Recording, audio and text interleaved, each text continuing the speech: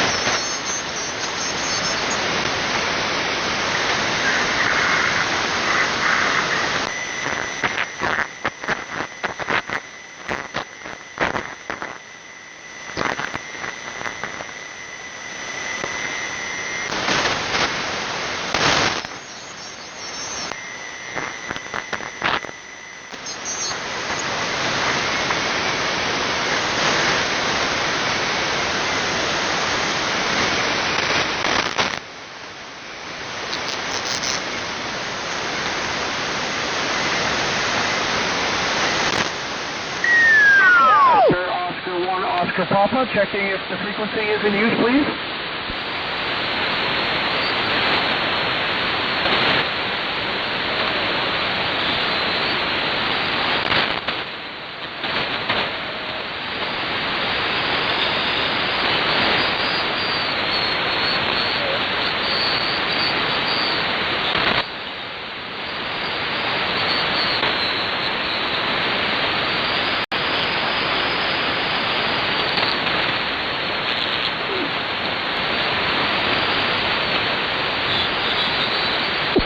Nothing heard. Calling CQ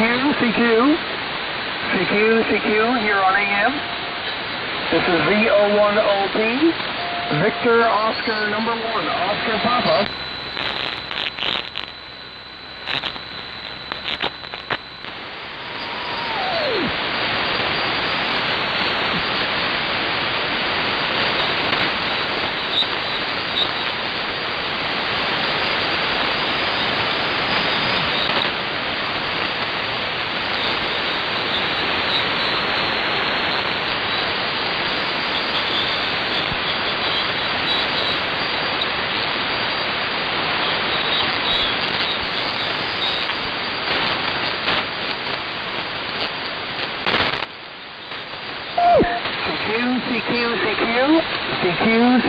CQ, 80 meters band. This is VO10P calling CQ, Victor Oscar 1 Oscar Papa, calling CQ and standing by.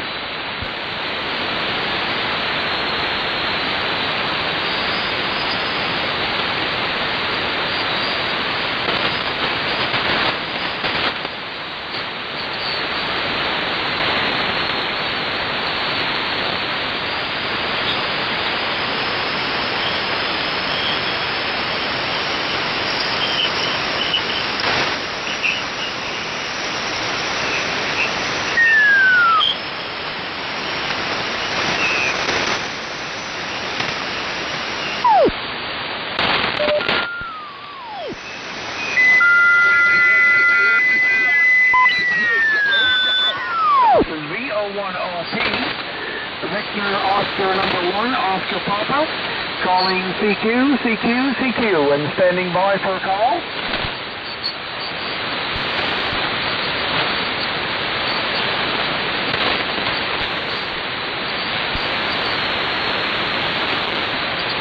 Kilo Fox 4, Tango X-ray Quebec.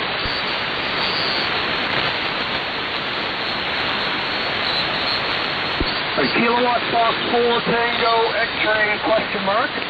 Kilowatt Fox 4 Tango X-ray question mark. Do you copy Victor Oscar number 1 Oscar Papa? Victoria, Ontario number 1 Oscar Papa. Go ahead. Quebec shooting up on 3885 AM phone.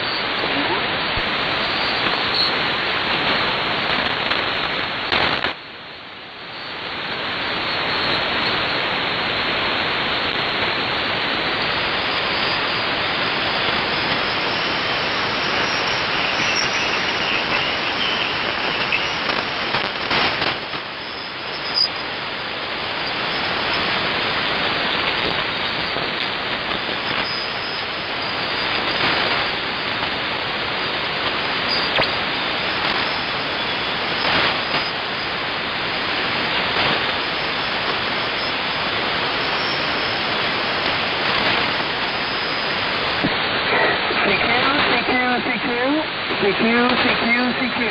And this is RE010P, Victor Oscar 1, Oscar Papa, calling CQ, CQ, CQ, and standing by for a call.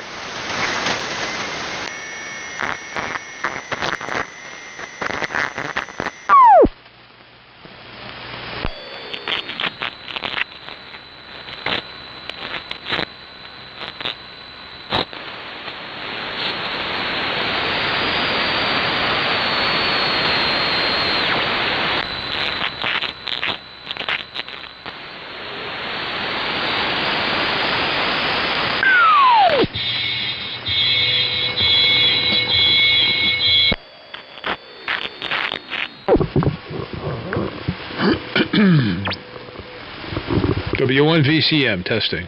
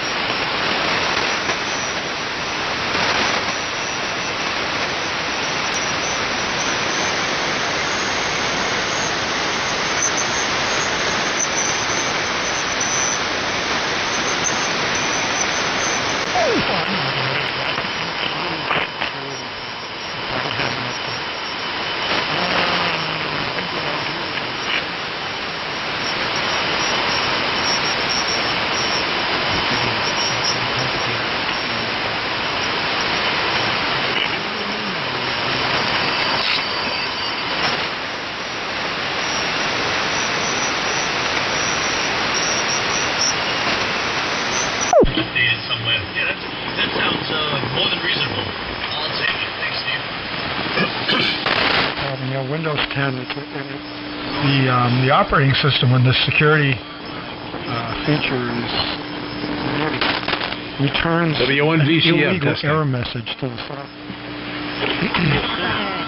And a lot of people.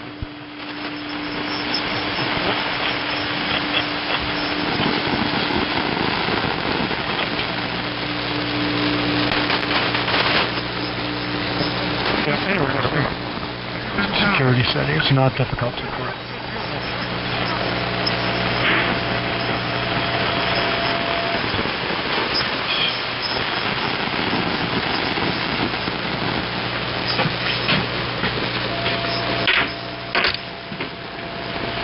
Yep. By golly, W1 VCM testing.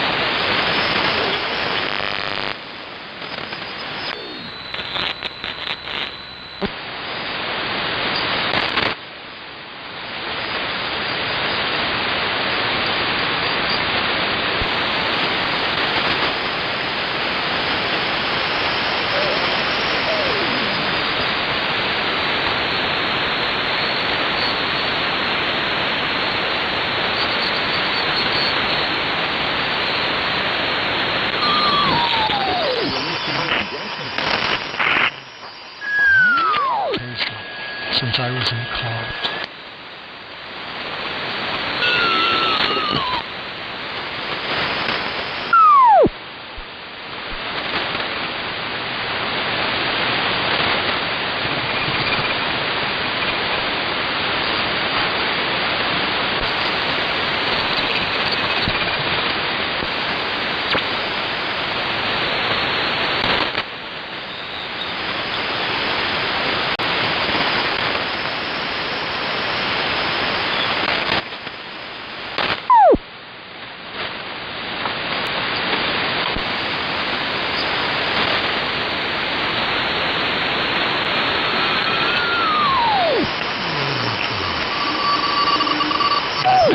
story above, part of what they call.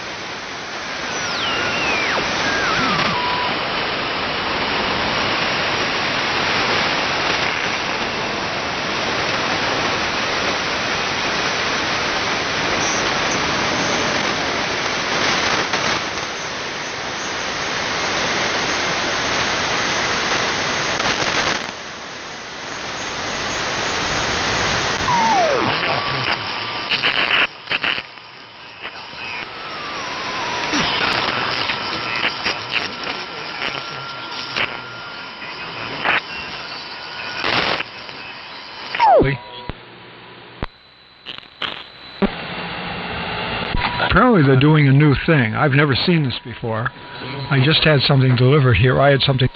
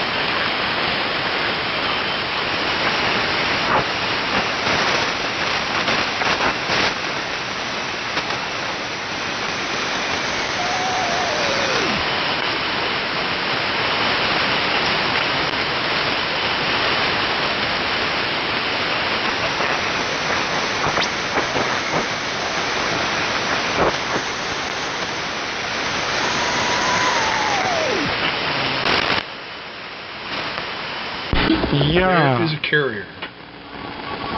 Because I With audio. Hello, test. You hear my audio?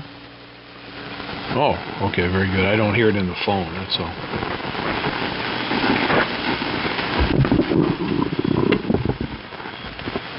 Okay, yep. I have two receivers going here, the Collins 75A1 and my remote SDR is hooked up to it right next to it. I'll find it. Anyway, I'm going to go in the other room and get a glass of water. I'll be right back. Oh, Okay, W1 VCM testing.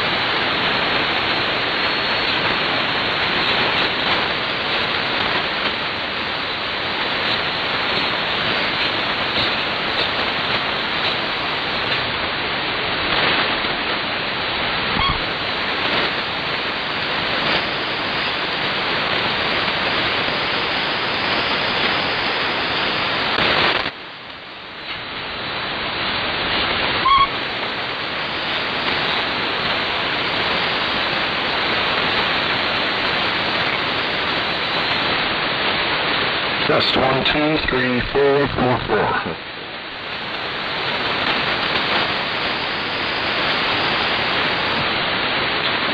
Test 1, 2, 3, 4, 4. Test 1, 2, 3, 4. Okay, we're bringing the audio up a little bit. Testing 1, 2, 3, 4, 4, 4, 4. Whiskey Victor 9, Romeo test. 1, 2, 3, 4, 4, 4.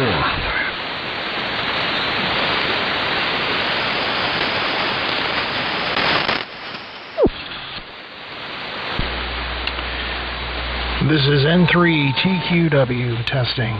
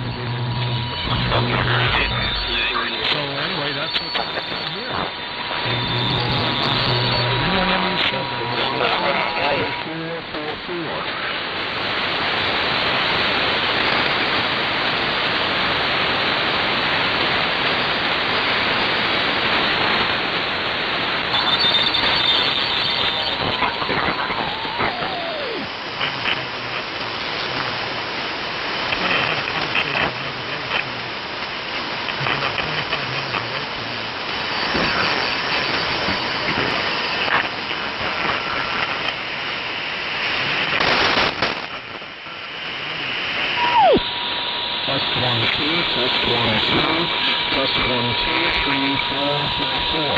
Testing 1, 2, 3, 4, 4, 4. Testing 1, 2, 3, 4, 4, 4, Whiskey Victor 9, Romeo. Testing 1, 2, 3, 4, 4, 4.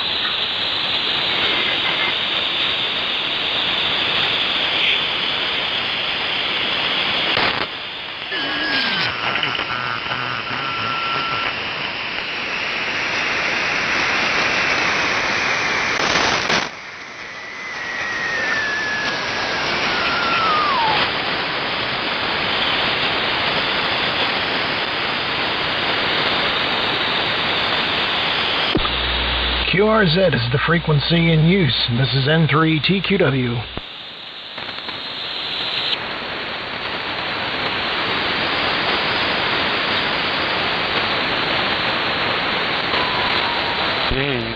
CQ, CQ, CQ, hello CQ, hello CQ. Hello CQ, CQ 75 meter AM. This is N3TQW, November 3, Tango, Quebec Whiskey. N3TQW calling CQ. Hello CQ, CQ 75 meter AM. This is N3TQW, November 3, Tango, Quebec Whiskey calling CQ on 3885 on the AM mode for the AM rally. Listening for a call. November 4, Delta N4 DJ. Okay, I copied an N4 DJ. November 4 Delta Juliet, if I'm correct. A little bit of a rough copy there. Anyhow, thanks for coming back to the call. Name here is Rudy N3TQW, and we're located here in Hanover, Pennsylvania, about 7 miles north of the Maryland border, and about 15 miles southwest of York, Pennsylvania, about the same distance southeast of Gettysburg, PA. So back to you, N4DJ. This is N3TQW. Roger. Very good, Rudy. N3 TQW from November 4 Delta Juliet. N4 DJ. Very good. I was hoping to hear some AM stations on for the rally. Tried to get my transmitter tuned a little bit better here. I guess this goes up for tonight. And the name here is Don, Delta Oscar November. His name is Don, and I'm located in Williamsburg, Virginia. Williamsburg, Virginia, and you've got a good signal here. You're a good 5 and 9, a good 5 and 9. Here a little bit of kill on the side, but no problem at all. I'm running a Viking Ranger here. A one owner. I've owned it forever. A Viking Ranger 2, built in 1963. Viking Ranger 2, and it's all these years is a Drake Model 2B, a Drake 2B that was factory modified by Drake to have an R4B power band in it, which helped it considerable on the AM mode. So how do you copy that, Rudy? N3TQW from November 4, Delta Juliet, N4 DJ. Okay, N4DJ, N3TQW returning. Good evening, Don, and thanks for coming back to the call. Yeah, the signal coming up here into Hanover, PA, you're giving me about a 5.8 with some QSB, but perfectly readable. Yeah, the rig we're running here, Don, is a home brew, a pair of 813s modulated by a pair with running about 300 watts of power output into a long wire antenna up about maybe 35 feet at the top. It's at its highest point, and with some outboard audio equipment and what have you here. So anyhow, things are going great up here in the northern region. I am very familiar with the Williamsburg area. I do work down there at Fort Eustis, and my office is actually down in Virginia Beach. So I'll be heading down in that direction again here in the next week and a half for some meetings. And I just hope that the weather down there is a little bit warmer than it is up here. So anyhow, back to you. N4DJ, N3TQW.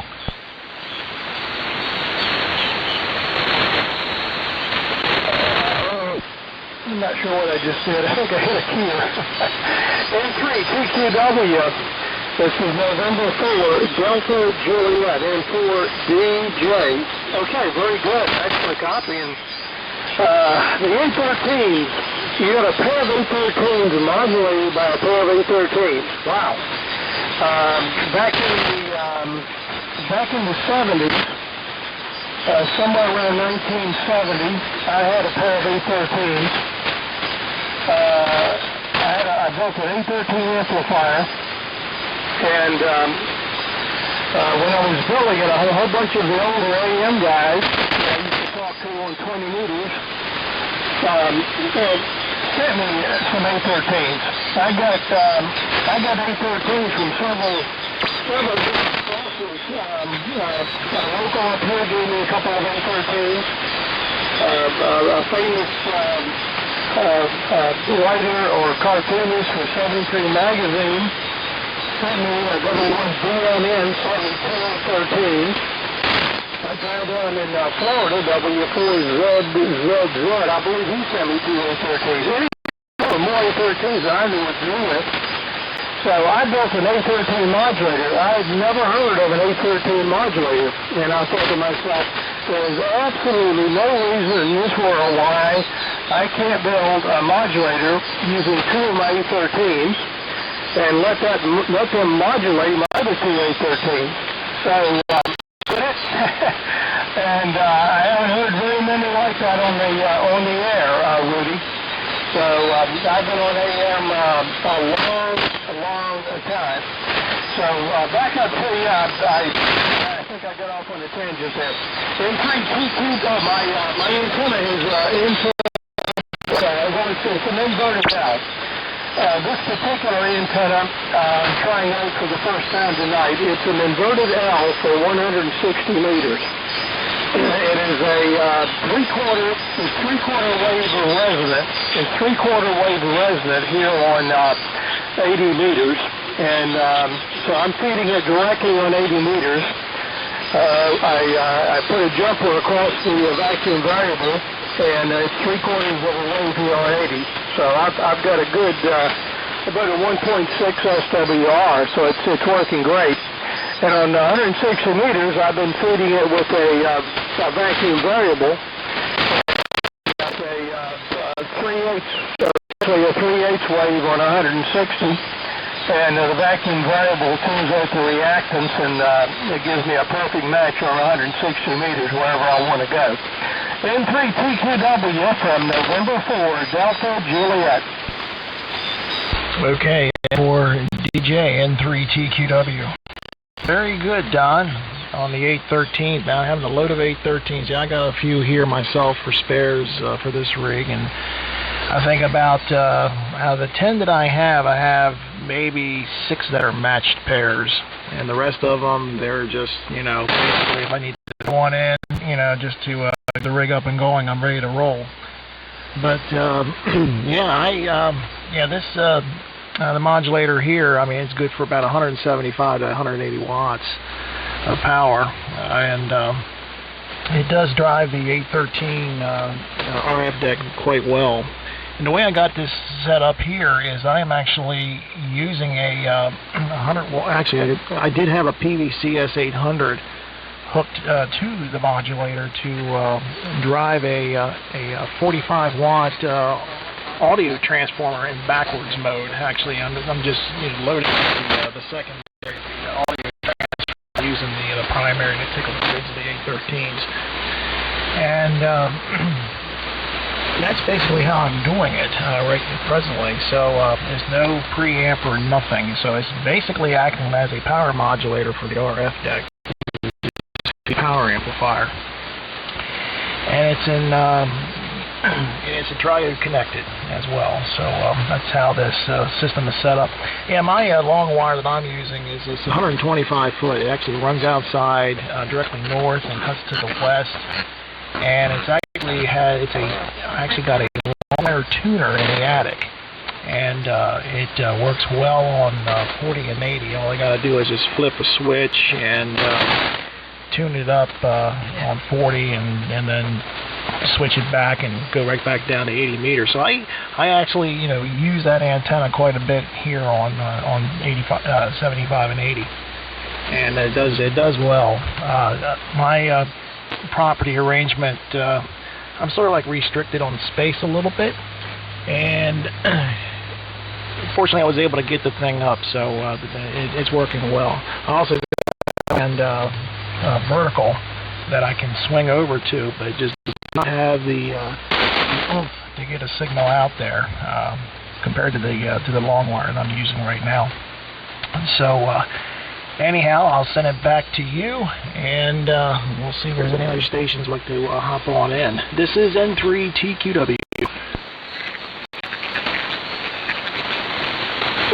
N3TQW from November 4th to Juliet.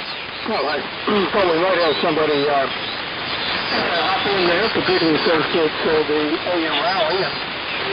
And I guess I know I'd like to have a place a little bit here. I've been up on the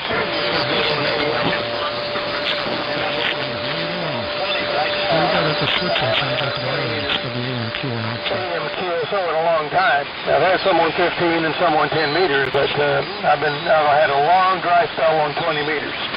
It's very good in the antenna. Well, mine is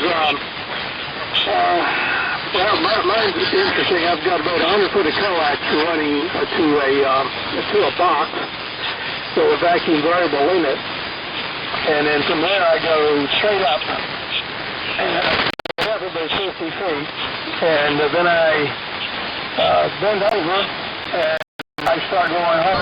Very good.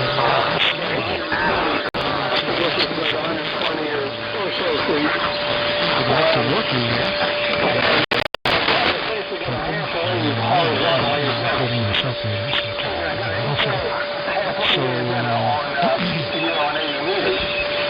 Let's go ahead and find out who's here on the frequency.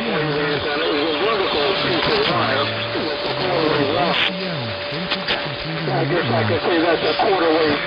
Vintage Communications was in high impedance end of the half wave down to a low impedance where I can easily connect my coax.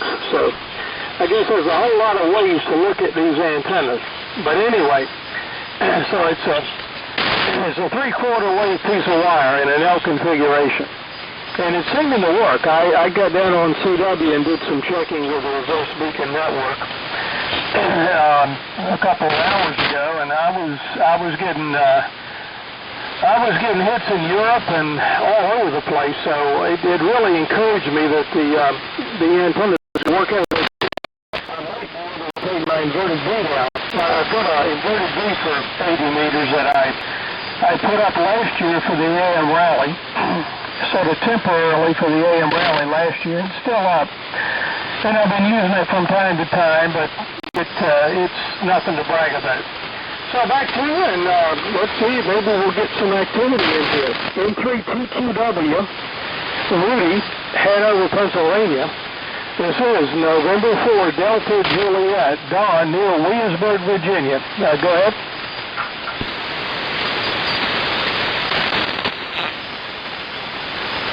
Okay, give it a brief pause there if anybody else wanted to jump on in with the QSO here. N4DJ, N3TQW. Yeah, I used to have an inverted V set up in the backyard, and the way I had it constructed, I actually had to use a telescoping mast to get that antenna up, although the feed point was only about, I would say, probably about 30 feet, and I had to keep the ends off the ground about 10 feet. I just had too many guy ropes and other hardware out in the backyard, and the better half did not like it. so we used a for like about a week or two, and we took that thing down. And it was set up really nice. I mean, I just told her, I said, just think of it as a yard ornament, and it's decoration. And she didn't take well to that. For me taking it down, so we ended up taking it down, and we had to, rethink on how we were going to get something to get on, 75, 80, and 40. So anyhow, so we've had this antenna up, guys, for close to maybe 12, 13 years now. And one tree I have in my backyard, which is a box elder, that's supporting the actual center part of that antenna. It has died, and so therefore I'm going to have to take it down in the springtime and try to reroute things around to keep that antenna up. I'm looking to probably use the pin oak tree in the front yard as the feed point, and then send it off to a pine tree, and then out to the west to a cherry tree. If that doesn't work, then I'll probably go with a standard drooping type dipole, center fed dipole, and then feed it with open ladder line. So that's the in the springtime when things tend to dry out up here, and I'll go ahead and take that tree down and reconfigure the antenna arrangement on this end. So anyway, back to you, N4DJ. This is N3TQW.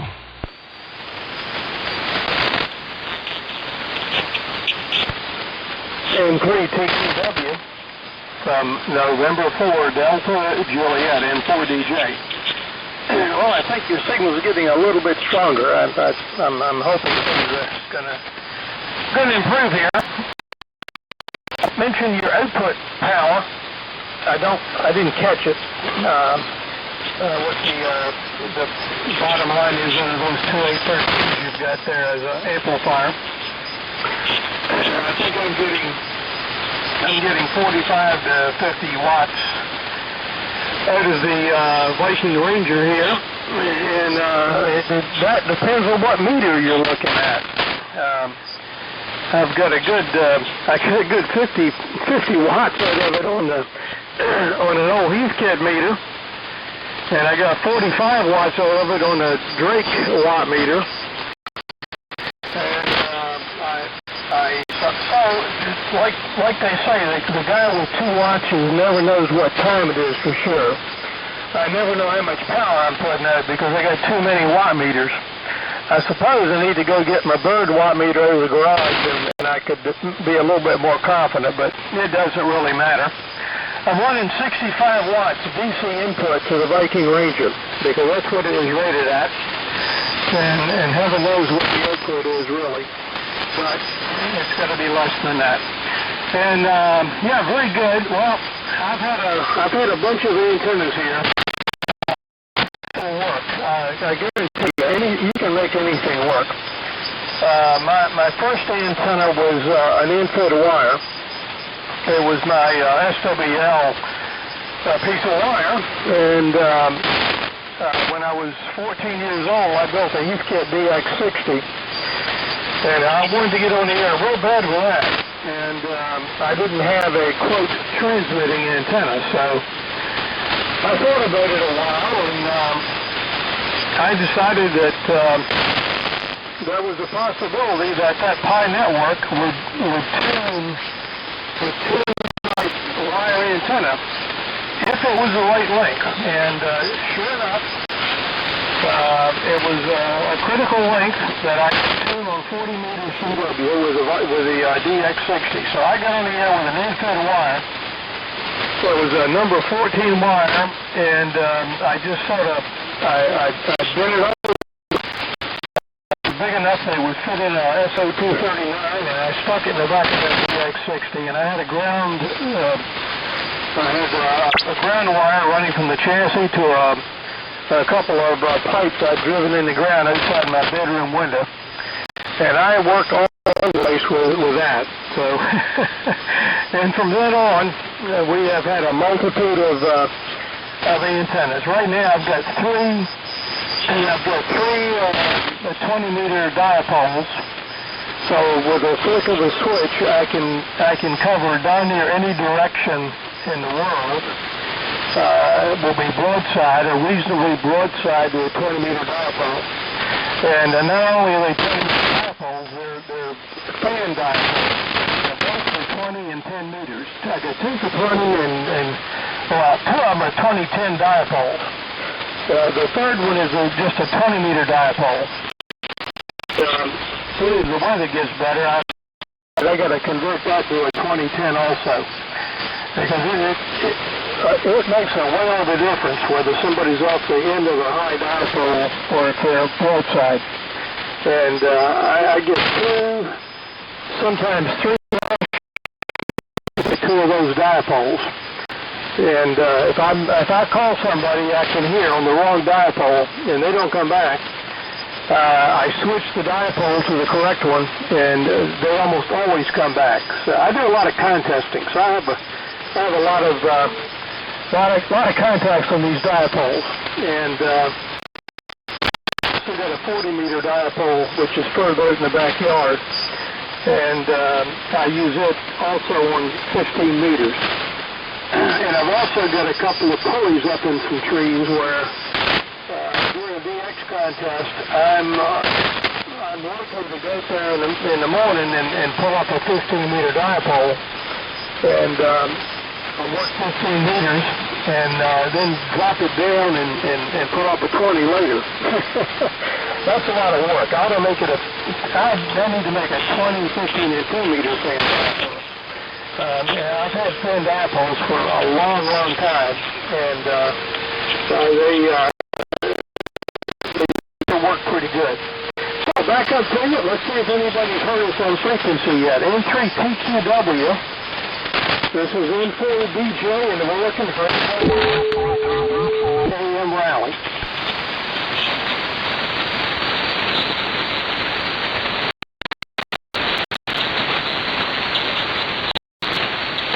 It looks like we're the only 2 still on the frequency there, Don, and nobody jumped on the wagon here. Very good on the 20-meter dipoles. One of the questions you asked me is running off the 813 RF deck.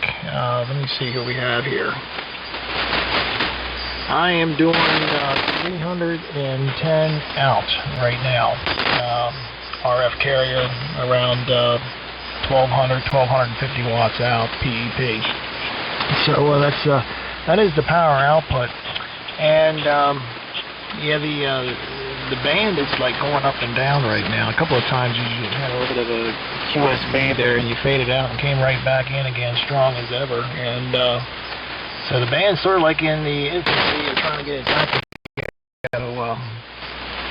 But there was something else I was going to ask you. I forgot. So anyhow, I'm going to go ahead and open up the frequency if anybody else would like to jump in on the AM rally. This is N3TQW with Don N4DJ. We'll be listening for any other station who'd like to join in on the conversation. N3TQW.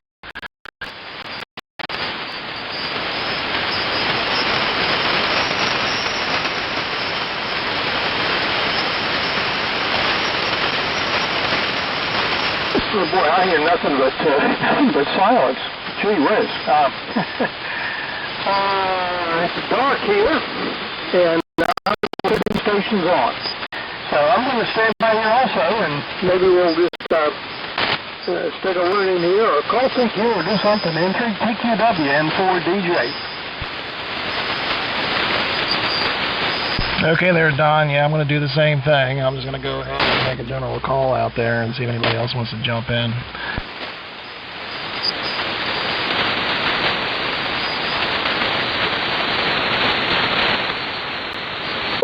CQ, CQ, CQ. Hello, CQ. Hello, CQ. This is N3TQW, November 3, Tango, Quebec Whiskey.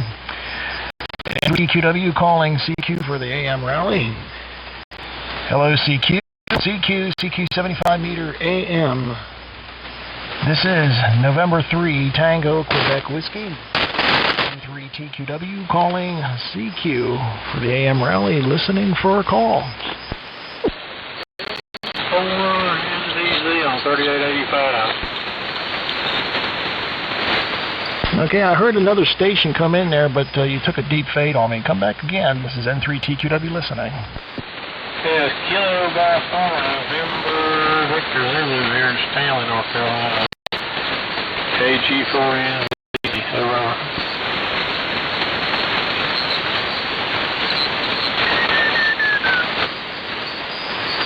Okay, I think I copied the call right. KG4NJZ, is that correct? No, negative. November, Victory Zulu. November, Victory Zebra Zulu. Okay, yeah, KG4, November Victor Zulu. This is N3TQW. And good evening. The name here is Rudy. Rudy Delta, Romeo Uniform Delta Yankee. And we also have Don N4DJ on with us as well. And I'm located up here in Hanover, Pennsylvania, about 7 miles north of the Maryland border, and about 15 miles southeast of York City, and about the same distance southwest of York, and about the same distance southeast of Gettysburg, Pennsylvania.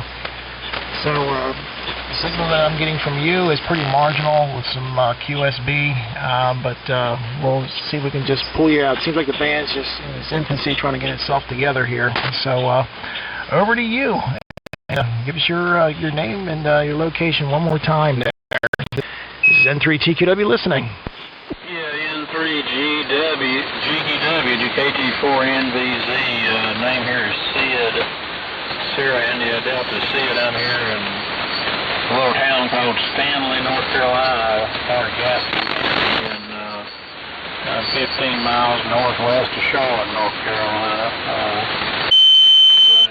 I'm running an illegal carrier, so on a homebrew transmitter. I've got a 304 kHz modulated with a pair of 572Bs, and AM on 80 meters, and do pretty well. Now, I'm not hearing the other gentleman at all. I'm not hearing the N4 DJ at all. He's just a little whisper once in a while, but I'm not hearing him at all. So if y'all need to carry on a QSO, that's fine. And as you're coming to North Carolina fairly well. Kind of a rough night. KG4NVZ, over to you there. Okay, glad to meet you this evening there, Sid. KG4NVZ. This is N3TQW with N4DJ on the side. That's quite interesting that Don skipping over you. Don, can you pick up Sid there in Charlotte, North Carolina? Give it a try there.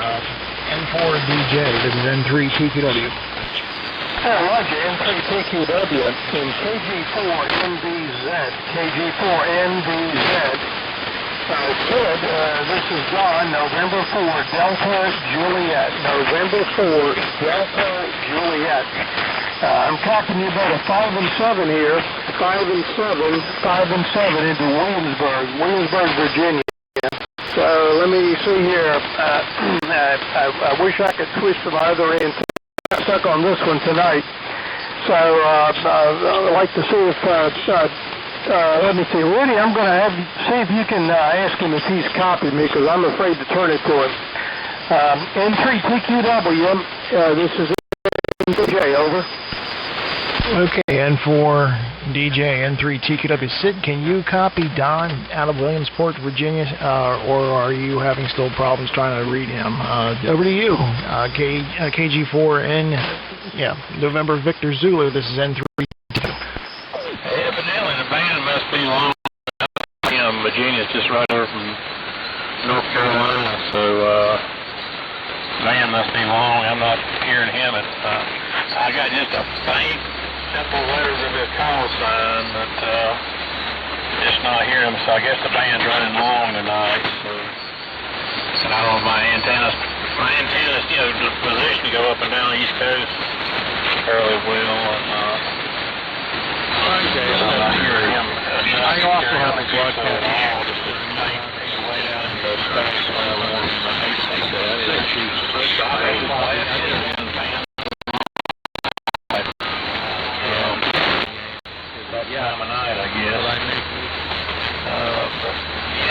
wish I could hear him. KG4NVZ, back over to you there. And Victor, yeah, Zulu, this is N3TW.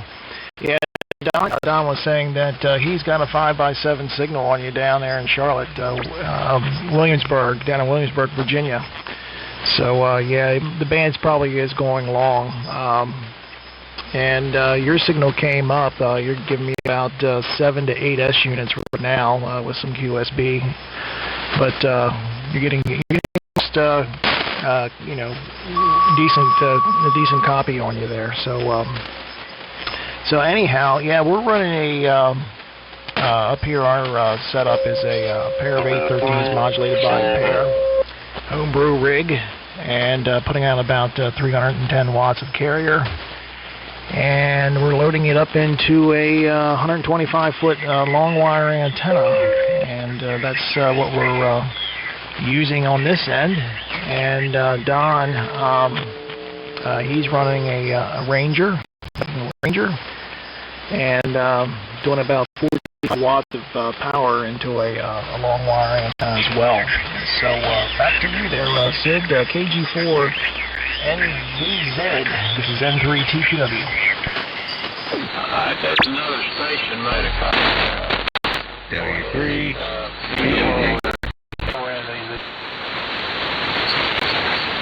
Okay, Sid, I didn't copy what you said there. Somebody stepped on you there. What was your last transmission? There was another station there. Go ahead, KG4NVZ. WA3MJY. Give me a call. Whiskey for 3, Mike Juliet Yankee.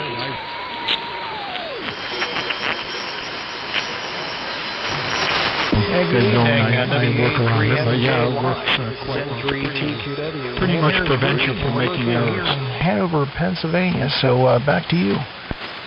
Okay, Rudy, N3TPW. This is WA3MJY. The name is Rick, Romeo India Charlie Kilo, and I'm located in Jumonville, Pennsylvania, about 40 miles south of Pittsburgh. Got a pretty good signal, and also I'm copying the other station too. But I'll call over. Yeah, that's Sid down there in Charlotte, North Carolina. His call sign is KG4 N Victor Zulu.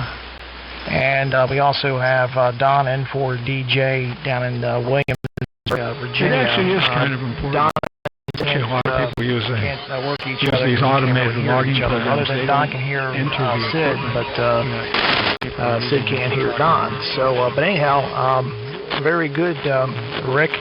Yeah, you're giving me about 20 over here in South Central. Some pretty elaborate sound.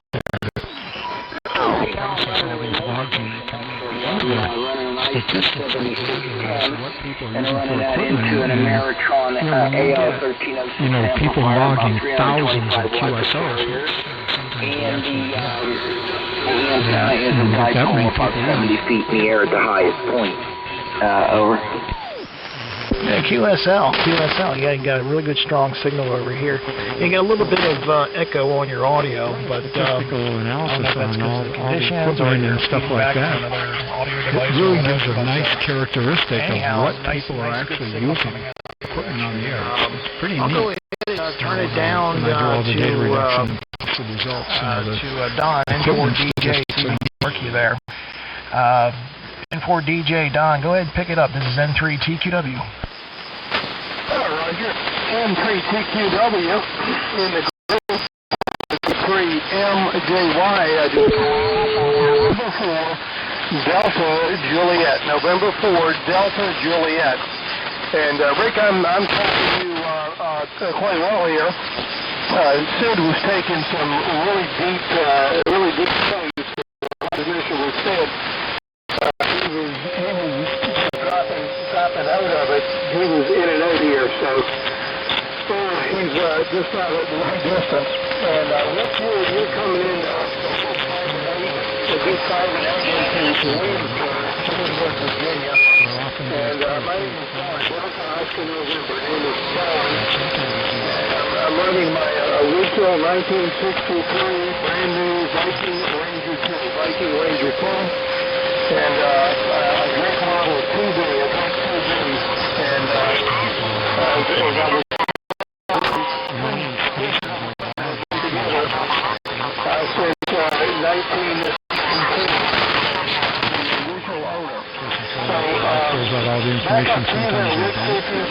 if you copied me okay, I'm hoping you did. WA3MJY in the group. Delta Juliet. Okay, Dawn, November 4, Delta Juliet. With N3TPW and KG4NVZ WA3MJY. Fine, I copy you all right, Dawn. A little bit of static in the background, but I don't imagine you run out much power with the Ranger 2. Very familiar with that radio. I have one myself, and it's actually sitting beside this radio, which is 12 miles away from me right now. I'm on a remote station. But I have a Ranger 2, and I usually have that set up to work into an SP220 amplifier, and have that hooked up with a Halicrafter's SX101 Mark IIIA receiver. But in the other room, I had to echo Rudy, because I had in my in another room here behind me, I had my 32.3 and 5A4 on, but it's on a high gain high tower. But I thought I would try this remote station, since it's up at the mountains, almost about 2,800 feet above sea level, and it's got a real good location. So I thought I'd just use it, and maybe later on I'll go in there on the 33. But the band does seem a little bit. I don't know if it's long.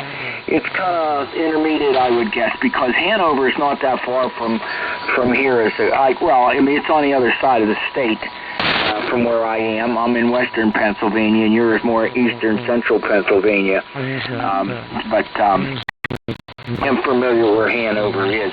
But I copy you okay, Don, down in Williamsburg. I wonder if KG4NVZ is copying. I can turn it over to him, and then, because I think you're copying Rudy, and then he can turn it back to you. So, Sid, I wonder if you copy me, KG4NVZ, with the group WA3MJY? Oh, yeah. Hearing you just fine, WA3MJY, KG4NVZ. I'm hearing you just fine on your remote station. Okay, I'm here in North Carolina, 15 miles northwest of Charlotte, on a homebrew transmitter, 304 kHz modulator up there, 572Bs, and hearing you just fine. It's fine down here in North Carolina. You can hear the Virginia station. The band has just went somewhat long, and I think he's only running, I think they said he was running 35 watts, maybe a little bit more carrier or something, or I might be hearing better, but it was Virginia there, but it seems like the band's long. Last 2 nights I've talked to Pennsylvania, so I guess it's conducive up y'all's way tonight again. I'm hearing this fine, so WSC, let me turn back N3TQW, KG4NVZ. KG4NVZ, N3TQW. All right, very good. And the band is just like, well, I don't know, like you said, I don't know if it's going long or what, but I'm copying everyone just fine. Everyone just fine. A little bit of QSB involved, but everybody's coming in well right now compared to how it was earlier. So there might be some improvement. And so I was going to ask, Sid, you're running the 572B modulator. What is the actual power output on that modulator? What does it actually deliver into the RF deck? I'm just kind of curious there. Over to you, N3TQW. Well, the modulator will put out about 300 watts or so. So with the right plate, I got the plate voltage set on it, but I'm producing enough audio to modulate 375 watts, so it has about half that horsepower right now, so about, I think I'm doing, I can't calculate that, I had to go look at the milliamp meter on the modulator, but last time I checked, I think I had around 250 watts or so of All right, Chuck. an audio, something like that was produced. And I'm using a pair of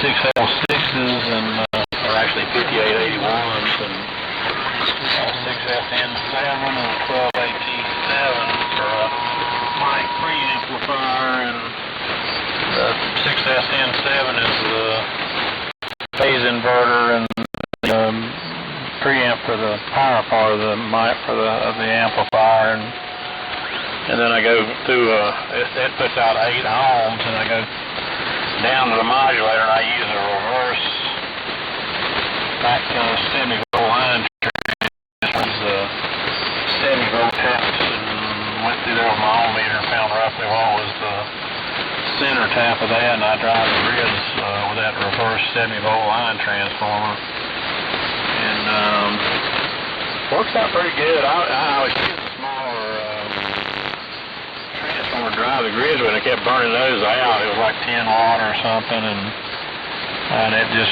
wasn't enough, and I burned a couple of those out, and I finally found some 30 watt semi-volt line transformers. They worked out really well with that,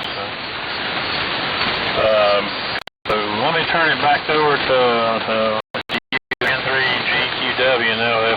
I guess that answered your question. Yeah, that was pretty much. I was just curious how you were driving that RF deck there, and what the power was on that. Yeah, the 813s right now. I'm only driving off the mod deck on this is only probably about 175, 180 watts. Close, give or take a few. So that's what we're doing on this side. And I'll go ahead and open. I'll just set up some dead air here. See if anybody else would like to jump in on the AM rally. We got a nice little group going on here. We got N4DJ Don down in Williamsburg, Virginia. We also have KG4 NVZ Sid out of Stanley, North Carolina, and we have Rick WA3MJY out there in near Jamon.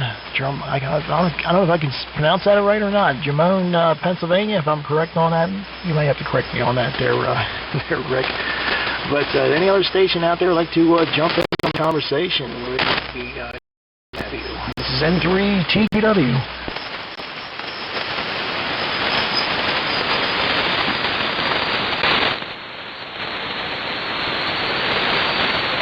Go ahead, Don. Transmission. N4DJ, N3TQW. Roger, N3TQW in the group. This is November 4, Delta Juliet, N4DJ. Okay, very good. Wow, I'm sitting here. I looked up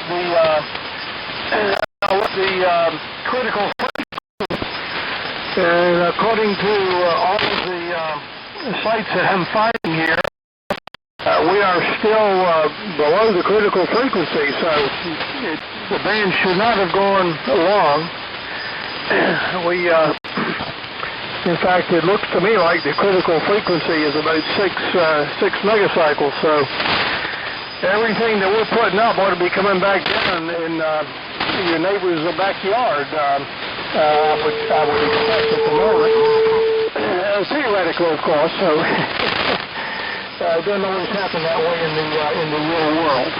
And yes, I'm running a both 45 or 50 watts output here at the maximum into a inverted L antenna. I've got about a half wave of the inverted L horizontal, so it's sort of an infrared half wave here on 80 meters.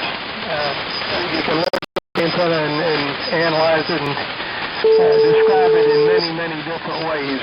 So, anyway, let me turn it to you there, Rick, and Greg, you think maybe somebody can hear WA3MJY And we're looking for anybody that's interested in running Radio Valley contacts. This is November 4, Delta Juliet, near Williamsburg, Virginia. Go ahead. Yeah, okay, Dawn. November 4, Delta Juliet, in the group WA3MJY5. Still copying you okay on your Ranger 2. It sounds pretty good. A little bit of noise there in the background, but not much. And Steve, I heard you real good the last time. Your signal was about 15 over 9.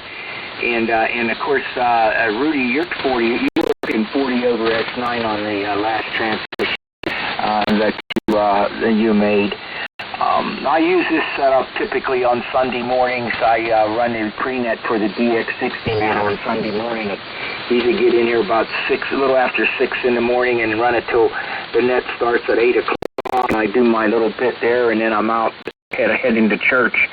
But this is the setup that I typically use on Sunday morning because it makes it so easy for me because the receivers are really excellent and location up on the mountain. I can hear pretty much everybody. If I operated from down here in the valley, which I have a really good location, but the antenna is a vertical, it's a high tower, and it just is a little not. It's amazing what you can hear up on this mountain. And the name of the community where the transceiver is located is a place called Jumonville. Jumonville, Jumonville, Jumonville. It's a pretty famous historical location because that's where the French and Indian War started back in the 1750s. That's where that all started. And also there's a Methodist church camp. There's a big cross on the over, which you can see from about 3 or 4 states around. And the information here. If you go on the QRZ.com page, you can see all the different pieces of equipment I have. I have quite an assortment of stuff. I wouldn't say I have any what you consider heavy metal. It's all heavy to me, but it's not those transformers that most of these guys have. I don't have any place for something like that. And of course, getting older, you can't lift it up anyway. So I'm here tomorrow evening with my buddy George, who's probably listening in the background. We have this probably go up to our radio club. We set a couple AM stations up there recently, and so we'll probably get on from up there tomorrow evening with the or tomorrow, probably in the evening from up at the radio club. So let's see. I'm gonna give it over to Sid, and then he can pass it back to you, Rudy. So KG4NVZ in the group WA3MJY.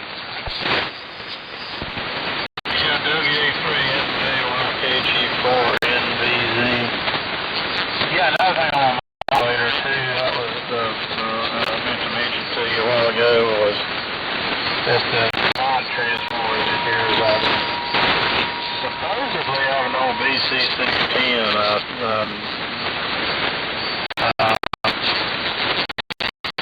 There's some I've never actually seen a BC610, so I really don't know, but that was some speculation about the. So I got it from it was out of BC610. I've got it laying on its side in there on the chat. A couple of 3 meg ohm resistor to ground everything. But bleeding static off that case. I was getting some static building up on that case. The case of the transformer was charged up. The capacity between the oil and is acting a bit like a capacitor. I was hoping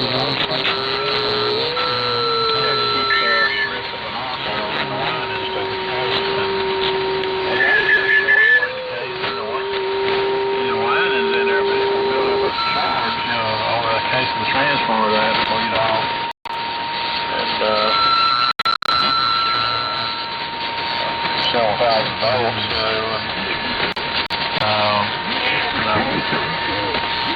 Later on, after I built this transmitter, I took it and put in a couple of capacitors in there, oil caps, about in a 3 microfarads, and I'm coupling that over to a Bauer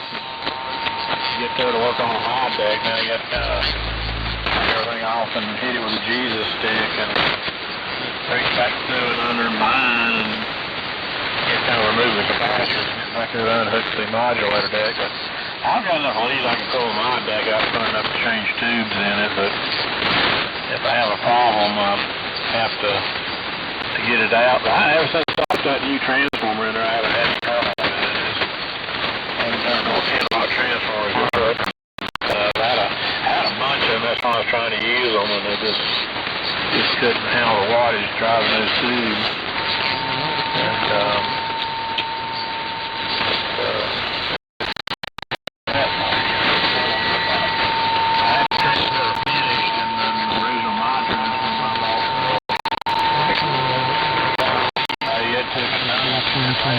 space 2149.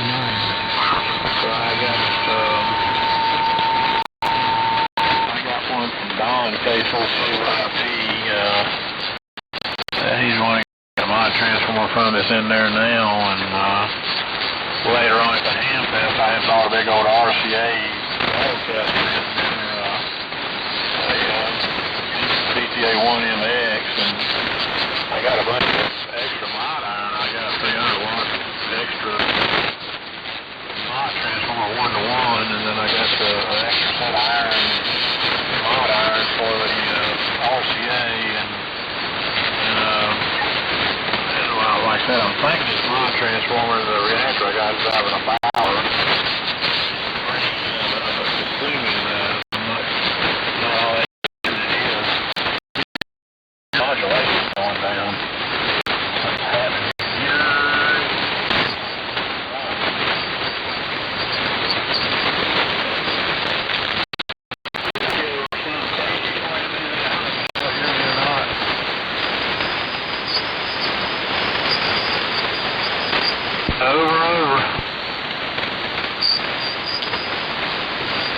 Did you turn it back over to me, Sid, over? Yeah, my audio was all right. It was, seemed like the more I talked, my audio was going down.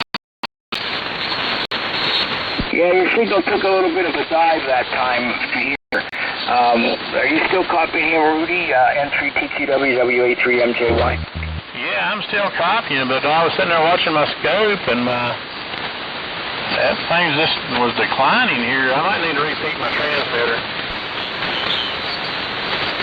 I might have to get out there and go on the dummy load and see what's going on. Something here. Yeah, I was losing amplitude was just like I was losing RF or something. Yeah, you were going down. I mean, it was just like your signal just faded right into the woodwork, and your modulation just was fading out first, and then all of a sudden your RF just like died off, and that was it. And I didn't hear anything afterwards. So, well, very good on the explanation of the modulator there. Yeah, we have a ours here. We're using an RCA. QRZ. Broadcast transmitter. I forget what the transmitter it came out of. This thing weighs about 30-some pounds, or close to 40 pounds, and it's pretty heavy. It's pretty heavy. And I have it's rigged up as a modified high sync configuration, and that the hardest part that I had finding is trying to find a mod reactor, and I ended up making chokes, actually taking microwave oven chokes, or not microwave oven transforming them over to chokes, and just separating the EI layer of the itself, and digging out the primary, left the secondary in, and then put a spacer in between there, and fastened them back together again. And I got a total of 6 of them out of defunct microwave ovens. And when I did some inductance tests, That is a fact, each of those, that's a fact. Well, give a call. Maybe that pileup is still out there, and you can me a reading of get some other stations. 10 Go to ahead, 14 Henrys. WXY, this is WA. So I got about 45 or 46 Henrys as a mod reactor hooked into, we're all hooked in series. All those chokes are in series, and they are in phase with a 2 microfarad 4,000 volt blocking cap. And that's what I've been using. The original modulation transformer, which came out of a broadcast transmitter, that took a nosedive on me because I was not using any type of reactor off the secondary, and that it started to arc on the secondary. I was modulating, and after a while you kept hearing this little ticking sound from the high voltage arcing across what's inside of that thing. And I lost my transformer entirely. I was in communications with somebody, and next thing you know, I'm looking at the scope and I'm watching my modulation just like slowly decrease, and it just went down to nothing. That thing hit the dirt. So fortunately, I was able to obtain another one from Steve KD3HT up out of near Saylorsburg, Pennsylvania, or Stroudsburg, Pennsylvania, I believe, where he is, and met up with him and got the other mod transformer, and we stuck her in there and actually built that reactor for that. And so far, in the last 5 years, it's been working well in that configuration. So I'll go ahead and send it down to Don, N4DJ, to pick it up. And this is N3TQW. Okay, N3TQW. This is November 4, Delta Juliet, N4DJ in the group. Okay, very good. I lost Sid completely on that last transmission. He went out completely here. So it was conditions or his rig, but we certainly haven't had communication between here and tonight. The rest of y'all are coming in good. And Rick, I looked at your kHz site, and I saw a Ranger 2, looks very much like mine, and then I saw a Viking Invader. I also...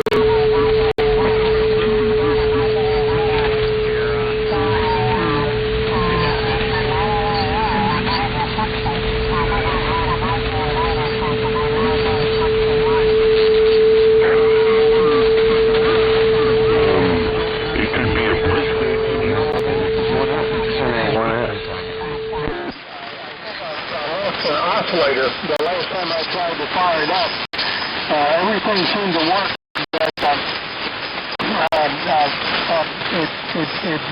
didn't have any output, and it sounded, I got to check it, and I couldn't hear one of the oscillators. I had the VFO work, but I couldn't hear one of the oscillators went out. And I've got to get back to that and do some troubleshooting on it, but everything else seems to be fine on it. And I've had that one a long time, taking really good care of that one. It doesn't have a scratch on it. And anyway, I'm surprised I haven't had any more activity on the frequency, but maybe the band's not quite as well as we thought. Bringing in here the last time, and Rudy, you also come in here quite good. So over to you, Rick, and drag your feet again, and maybe somebody else will come in looking for an AM QSO or two. WA3 MJY near Pittsburgh. This is November 4, Delta Juliet, N4DJ at Williamsburg, Virginia. Yeah, okay, fine business, Don. N4DJ in a group, WA3, fine business. Yeah, there was somebody tuning up on the frequency, and I missed a little bit of that. probably they wasn't hearing you. Band's kind of funny. But okay, let me comment about that Invader. I bought that Invader, I don't know, I've had it now, maybe, time flies so fast. Probably I bought that around 2015, I would think. So I've had it a good 7 or 8 years, and I bought that out at the Lake County Boat Anchors meeting. A guy wanted $150 for it, so I brought it home. Me and my buddy George, WA3OGQ, and when I first tried it, I recapped it and everything, and put the various mods and things in it that they recommended, and wouldn't transmit for the darn on any frequency. So I gave it to my buddy George, and he went through it, and he did a complete alignment on it, and we had it putting out 120 watts on all the bits, and it's with their cantankerous, that's all I can tell you.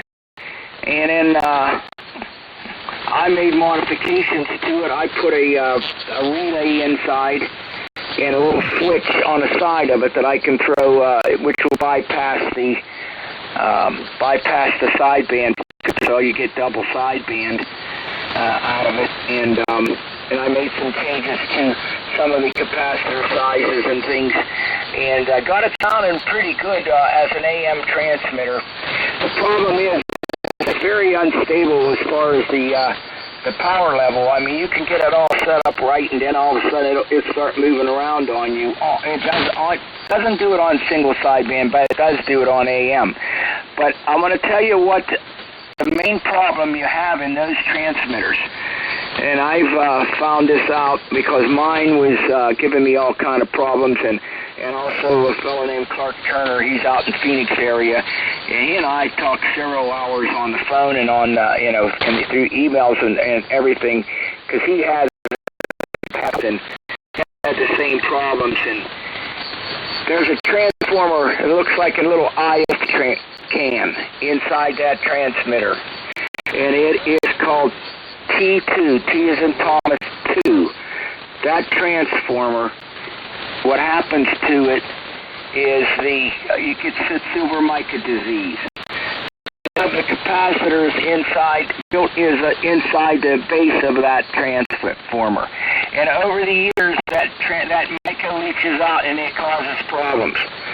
And fortunately, the only way you can fix that is you got to take that out of there, and you got to replace the transformer. Well, there's where the rub is. Try to find one. You can't.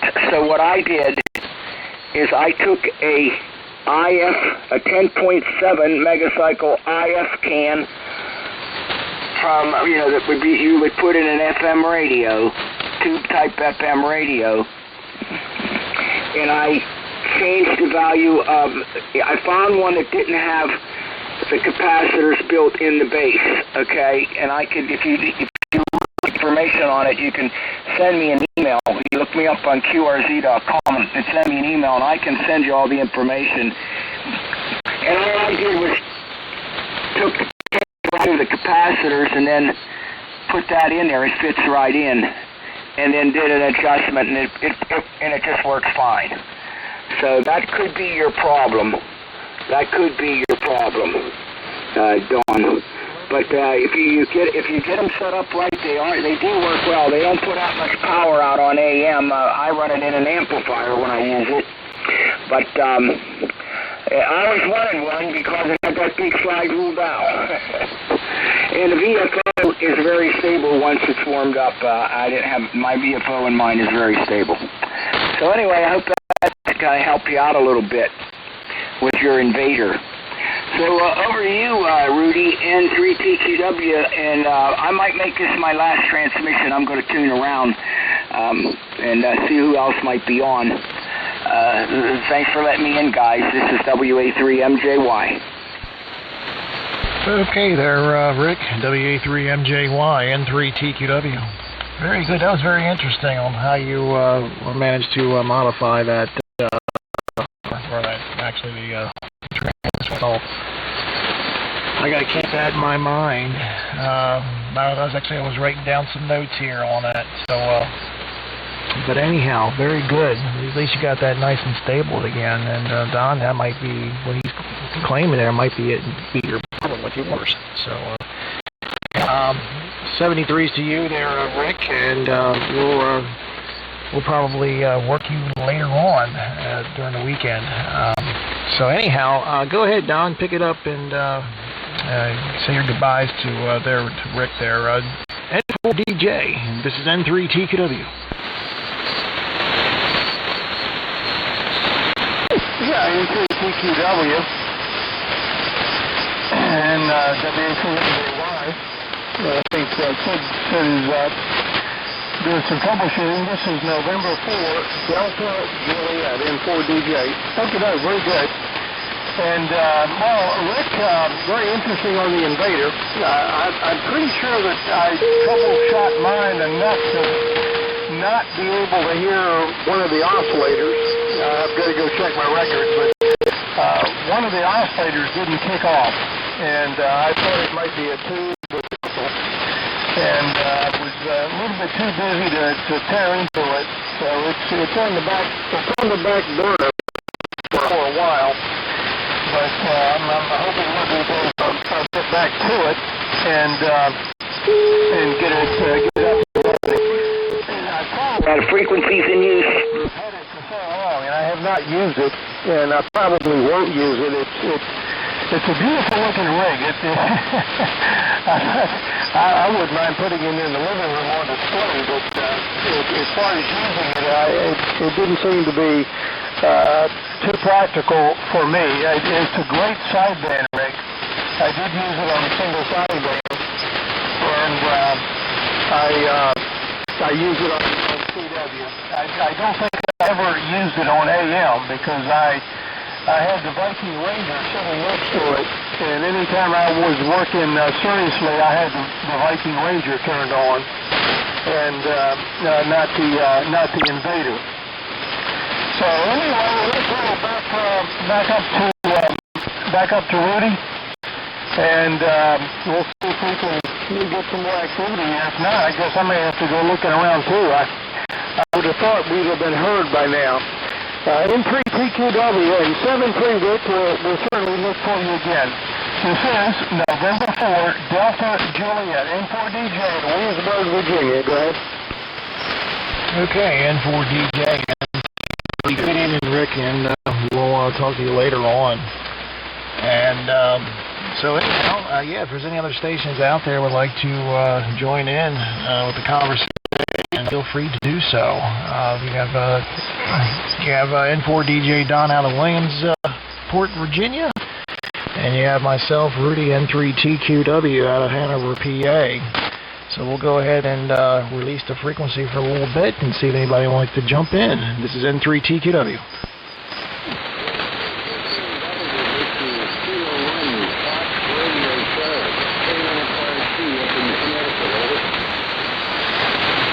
Okay, I heard a station way out in the background, but I could not pull your call sign. Don, were you able to hear him? Negative. I didn't hear anything but noise, over. All right, QSL, I'm trying to get in there, old man. Let's see if we can pull you out there. You're just like right above the noise floor of my receiver there. Go ahead. This is N3TQW listening.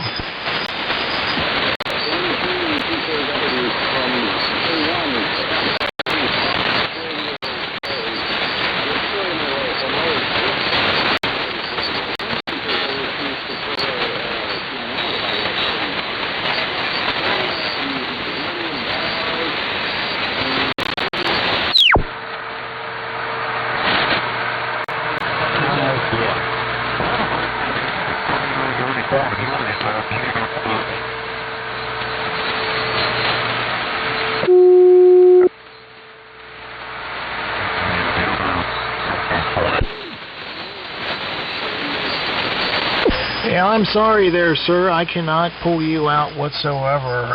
The only thing I got was the last letter of your call, which was Charlie. That's all I was able to copy. And then we had a carrier come in and just quiet the frequency down. So maybe if the conditions get a little bit better, we'll probably be able to work you there. So anyway, is there any other stations out there that can jump in? This is N3TQW. November 1, Mike, Uniform Charlie.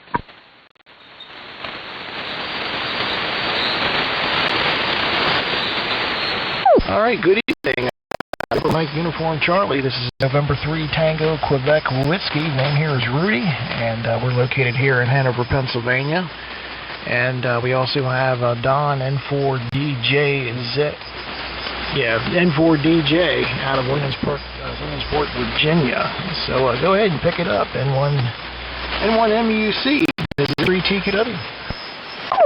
Oh, fine business. N3TQW. Rudy, N1MUC. Handle here is Papa Alpha Uniform Lima, Paul, and QTH is Trumbull, Connecticut.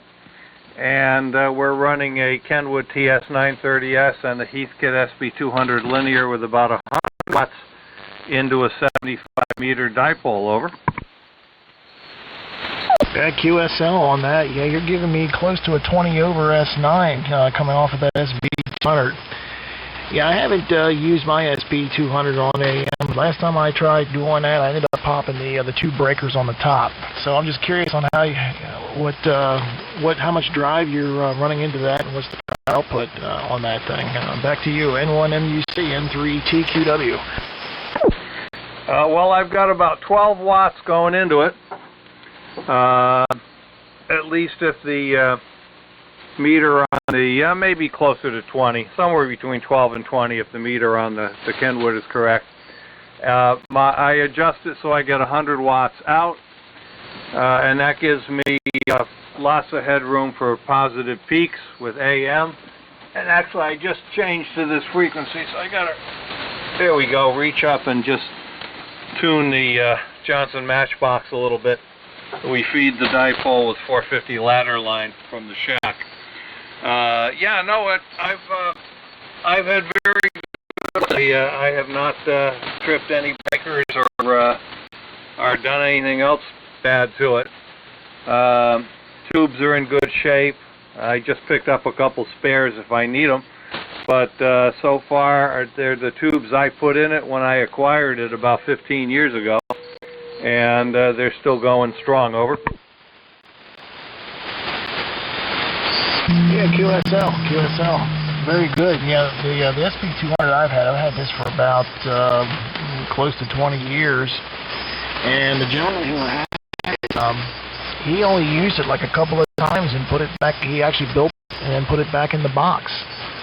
So once I acquired it from him at a really decent price, I brought it home and put it on the Variac, bring it up really slowly, let the caps reform, because it still has the original 125 mics in there, and it's got the original T160 C-Trons tubes in that thing. So it actually works very well on CW and sideband. And one time I tried to use it on AM with a solid state rig, and everything was working fine. And then all of a sudden, it was just like I saw, I looked into the on the top of the cabinet in there and looked at the 572s, and I saw that the plates were, and all of a sudden, bang! Both the breakers on the top just tripped, and I said, well, I'm not going to do this anymore. I don't want to, ruin the amplifier. So we let that alone. Just kept it strictly as a CW and sideband amp. So, but anyway, what we're running here is a homebrew pair of 813s modulated by a pair, putting out about 310 watts out into a 125-foot long wire with a wire tuner that's mounted in the attic. So the antenna itself runs directly north and cuts to the west at 90 degrees, and the highest point of the antenna is about 35 feet in the air. So that's what we're running here. And I'll go ahead and toss it down to Don, N4DJ, to work you there a little bit. be acquainted with him. So go ahead, Don, pick it up. N4DJ, this is N3TQW. Roger, N3TQW and N1 MUC up in Connecticut. This is November 4, Delta Juliet, N4DJ.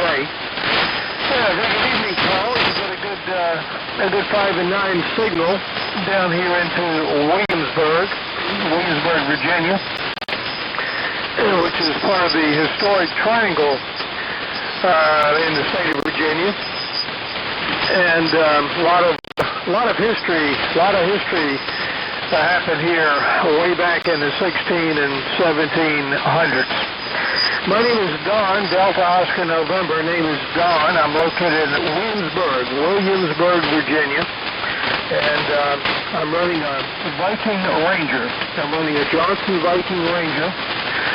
I'm the only owner of this 1963 vintage Viking Ranger. So I've had this thing a long time. And it's made a lot of AM contacts. The receiver here is a Drake Model 2B, which is exactly the same as the Viking Ranger 2. And I got them both at the same time. So this is a one-owner station here. And I think it's got more than 60 years on it. Wow. Let me see. 64 to 1963. Oh my heavens, 1963 to 2024. So it's got many decades of use on it by one ham. The antenna is an inverted L for 160. It's a quarter wave vertical on 80 meters and a half wave flat top on 80 meters. So it's a three-quarter wave in-fed 80 meter antenna. And I just put it in operation today, and it seems like it's going to do as well as my inverted V. I sort of have a haphazard inverted V for 80 meters. So let me turn it over to you and see how well you copy of this peanut whistle here from Williamsburg, Virginia. N1 MUC, Trumbull, Connecticut, November 4, Juliet in Virginia. Go ahead. And for DJ, yeah, you're making it about 20 over. The band is kind of noisy up here tonight, but you're making it over with no problem. You're on the JV Ranger. I'm trying to thin some things down here, and I recently sold a Viking 2.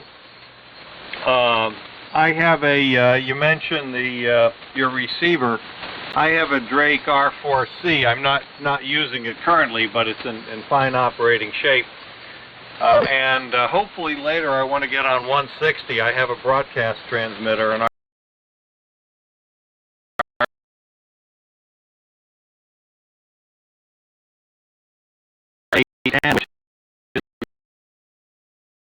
World War II. I just did a little work on that and really brought it. I've had it for years, but I just spruced it up a little bit, and it's really performing well.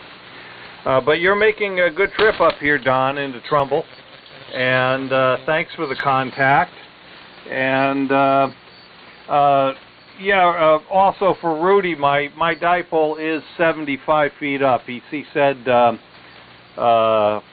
he gave me the height of his antenna, and I have a 75-foot Roan tower next to my house that comes off the top of that, and it's almost flat top. I wouldn't really call it inverted V. Now that the trees are a little taller, I could probably get up there and make it a complete flat top. It's probably only down 3 or 4 feet at the ends. But that's what we're running here. Thanks for the contact, Don and Rudy. And I'll give somebody else a chance to work either way, to work you or to work me. This is November 1, Mike Uniform Charlie, over.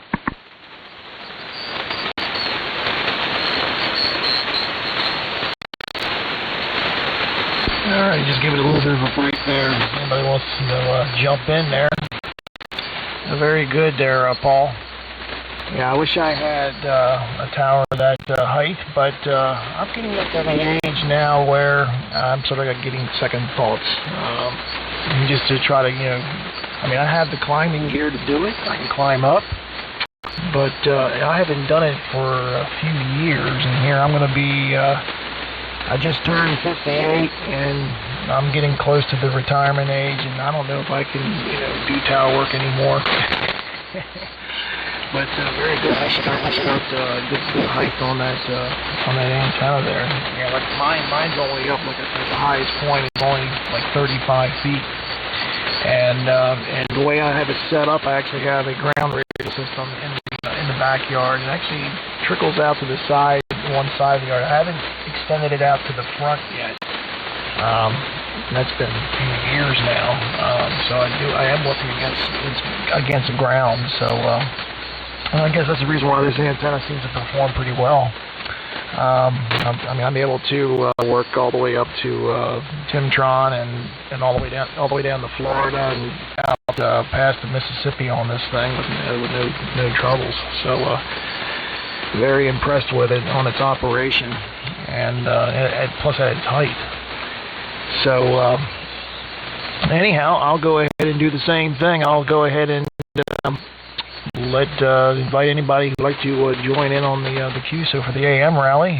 My name's Rudy, N3TQW. We also got Don, N4DJ down in Williamsburg, and we also have Paul up there in Trumbull, Connecticut, and one MUC.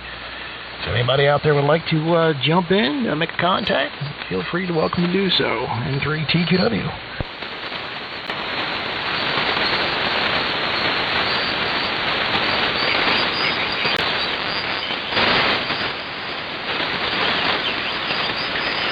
Okay, go ahead, Don. Make a transmission, N4DJ, N3TQW. Okay, well,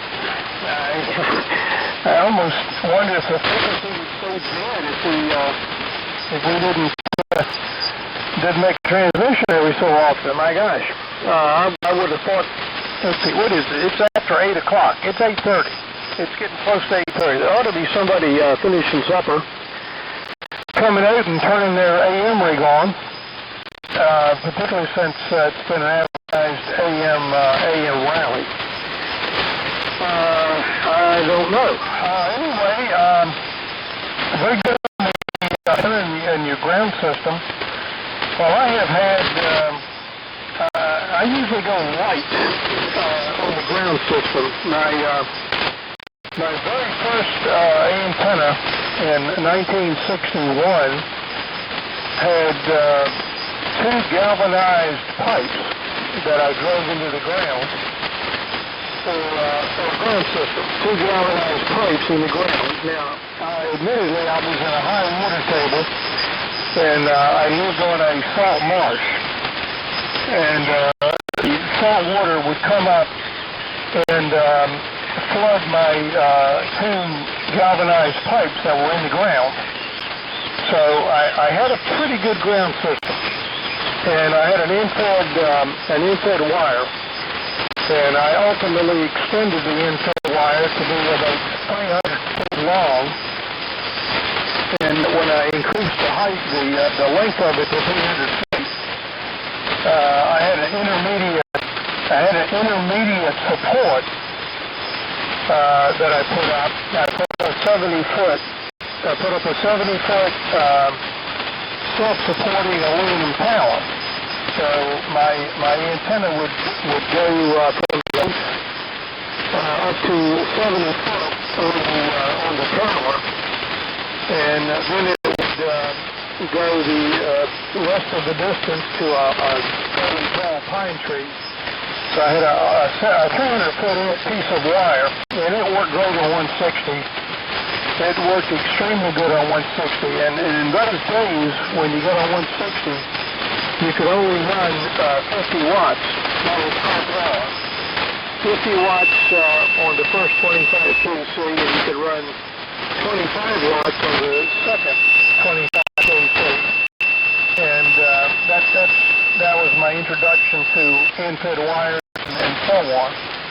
And past 60 years, I've had a lot of infrared wires, but I seem to have migrated to dipoles. And I've gone through several towers. One QPH I had 270-foot towers, and then I went down to 170-foot tower, and it was always cold, snowy weather when I had to do tower work. But I don't know why the antennas would never go bad. The antennas would never stop rotating. Never had a bad connection, and really good night. You let the sun fly, and I had to go up on the tower more than I could count.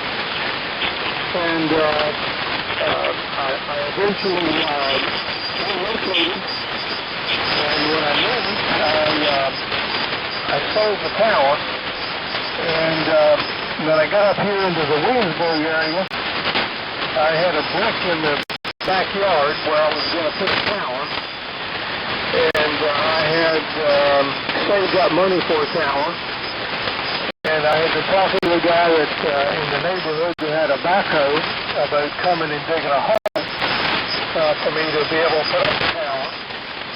So everything was almost lined up, and I got a call from a friend of mine up in Richmond, and he wanted me to come to this QPH and work a 10-meter contest for the contest.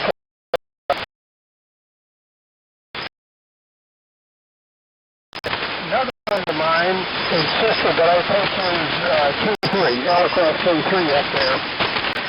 And so I took my buddy's K3 up to my Richmond, who had stacked Yeagans at 120 feet. It was an antenna farm. And I worked the 10-meter contest from using those big antennas.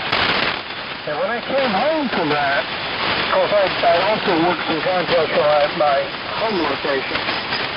And when I came home, I made a mistake. I don't know if I made a mistake. I told my wife, I said, I don't think I need a tower. I spent more time rotating the antennas because I always keep them pointed in the direction of the stroke and whatever. And I said, I think I can have just as much fun with what I've got here at home. And I took the power money and bought an Amazon K3. So I bought my first modern radio in many decades, an Electronic K3. That's the power. My Electronic K3 became my tower. And ever since, I've only been using wires and dipoles. And I've got 20-meter dipoles. I've got a 40-meter dipole. I've got 10-meter dipoles. Actually, two dual-band dipoles. And every year I seem to be adding a dipole to the collection or adding a band to my multi-band dipole. So that's kind of what I've been doing. So I understand the tower situation, but I don't think I want to go up on a tower any longer. I had the harnesses and everything you can think of, and I've done it, and I think it's over. So back up to your Paul, I don't know if you're still over here. I think you are. N1 LUC in Connecticut. November 4, Delta Juliet, and we're looking for AM rally stations. Roger there, Don. I'm still here. I was thinking, I was looking on an online SDR, and there's it looks like 1.885 on 160 is open at the moment. I was thinking of going down there and giving a shout to the AM rally with the broadcast transmitter. I'll stay in here a few more minutes while I get my log tidied up for the first hour and a half here, and then if any more stations come in, I'll work them here. Otherwise, I might QSY. But yeah, I was a broadcast engineer. I'm retired now. I'm 68. I'm still climbing towers, but only for fun. I was up mine, probably mid-December.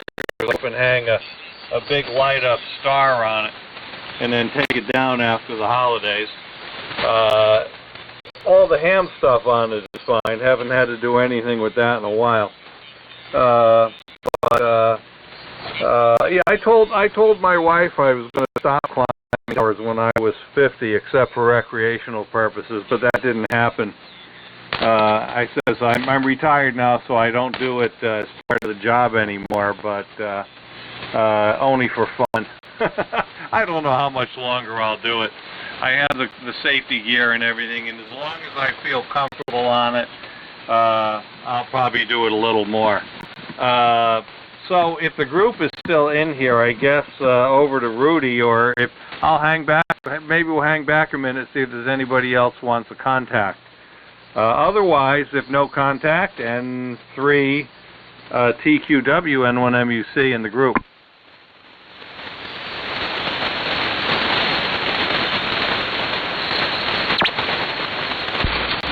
Okay, N1MUC, N3 TQW, just get a little bit of a break there, see if anybody else wants to jump in.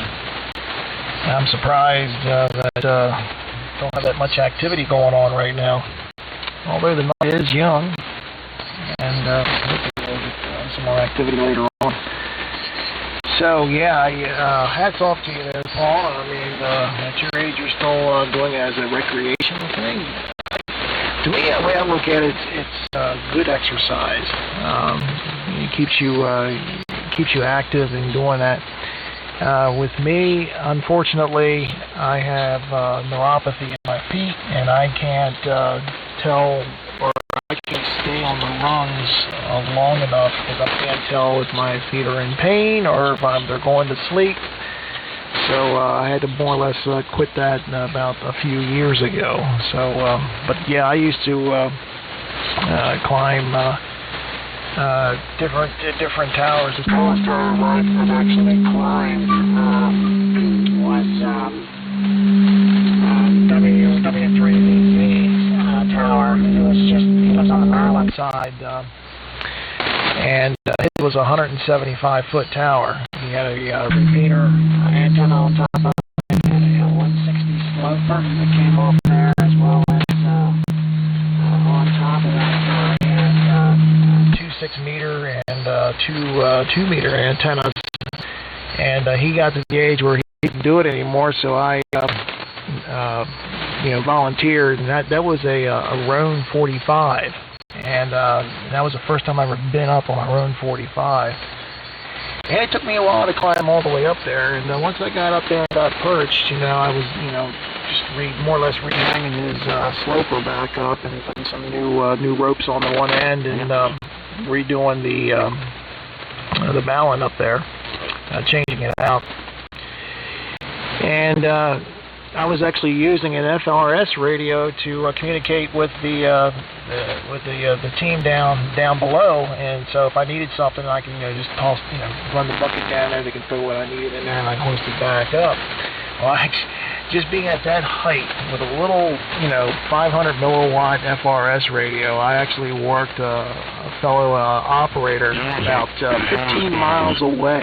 He actually heard me talking to the ground crew that I had with me, and he got on there, and him and I had a nice little chit-chat as I was up there working, and the guys down below were asking me, who are you talking to? I was talking to N3YGD, and he was about 15 miles west of me where I was working. So at least I had a good conversation while I was up there doing the work for the gentleman. So, but those days are gone for me right now, so unfortunately. But I enjoyed doing it. Kept you in shape. So anyway, I'll go ahead and open up the frequencies. If there's somebody else that wants to jump in here.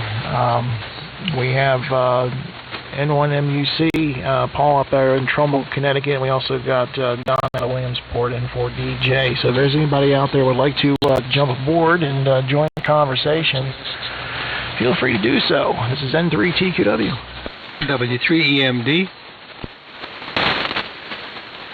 I call it a station EMD. I didn't get the first part of the call there. N3TQW. N3TQW. Whiskey 3, Echo Mike Delta. Whiskey 3, Echo Mike Delta. Are you guys in the heavy metal rally? Over. Yes, we are, Buzz. Yes, we are. Good to hear you on tonight. Make a transmission. Hi, this is W3EMD. I just got in and just put the radio on and listening on this frequency, hearing about your tower climbing exploits. Don't do that, never have done it, never will do it. I'm not a height person. It has nothing to do with bodily capacity. So I'm in Rhinebeck, New York, 100 miles north of New York City, and all you guys sound good. This is KW1 serial number 54. And Rockwell Collins 851S1 and a 600-foot square horizontal loop antenna. So that's it. I didn't catch the call signs of all the stations that are in here. In fact, I didn't catch yours. So you can give that to me again. This is W3EMD, over. Okay, Buzz, yeah, W3EMD, N3TQW. Yeah, the name here is Rudy. Rudy Romeo Uniform Delta Yankee, and we've worked before. And I'm located down here in Hanover, Pennsylvania, just about 7 miles north of the Maryland border. And then we have Don, N4DJ, Delta Juliet, out of Williamsport, Virginia. And then we have Paul, right there to the east of you, N1MUC, out of Trumbull, Connecticut. So I'll go ahead and toss it down to Don there to make a transmission, then turn it over to Paul there. N4DJ. This is N3TQW.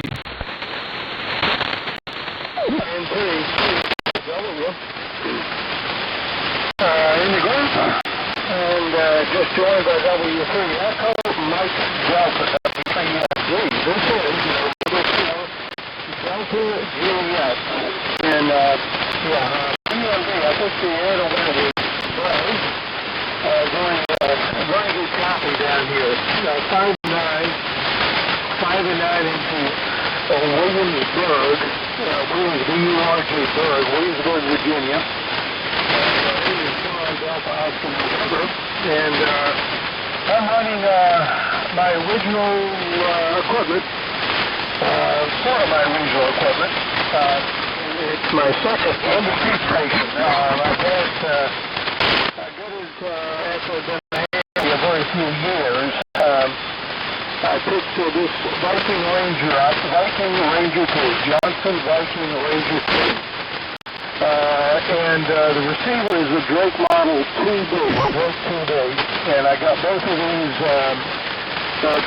boxes brand spanking new, brand 1963. So I'm the original I've had them since 1963, and they are still working, and I think they're working as good as they ever have, maybe better. And so I feel very fortunate to have been able to hang on to them all these years. And very good on the towers, you know. Yeah, well, I don't think I'm a little bit too old to climb towers at this point. It's been a while.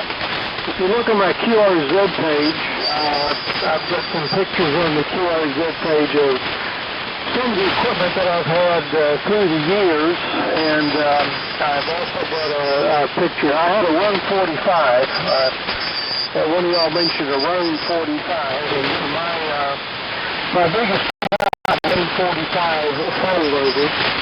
I thought that when I bought it, I thought fold-over was really neat. Brown, and we do any kind of work and crank it up, and everything would be really easy, because I've had a self-supporting 7-foot tower, and for the collection I added the fold-over. But the fold-over never lived up to its billing. The fold-over was not too bad to fold it over when there was no antenna. And when I put a 6-channel Yagi on top of it, I could crank it over and it was easy. But when I sold the 10-meter Yagi and bought a 4-element full-size 20-meter Yagi, I cranked the tower over, which was easy. I took the 6-element 10-meter Yagi off, easy. And then I thought I was going to put the 20-meter 4-element Yagi in place of it. Well, you can't do it from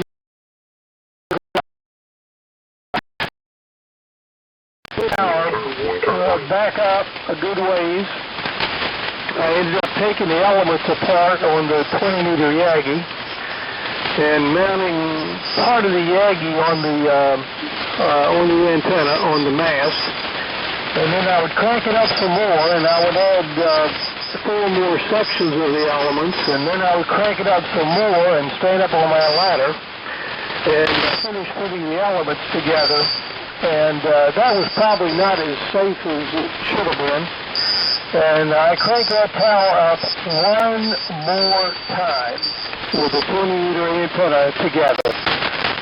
And from then on, I don't think I ever loaded the antenna again. Anything that had to be done on the tower, I got my harness on and I went up the tower and I did my work because I couldn't get, the beam was just too darn big to get anywhere near being able to even touch the rotator without being on an extremely tall step ladder.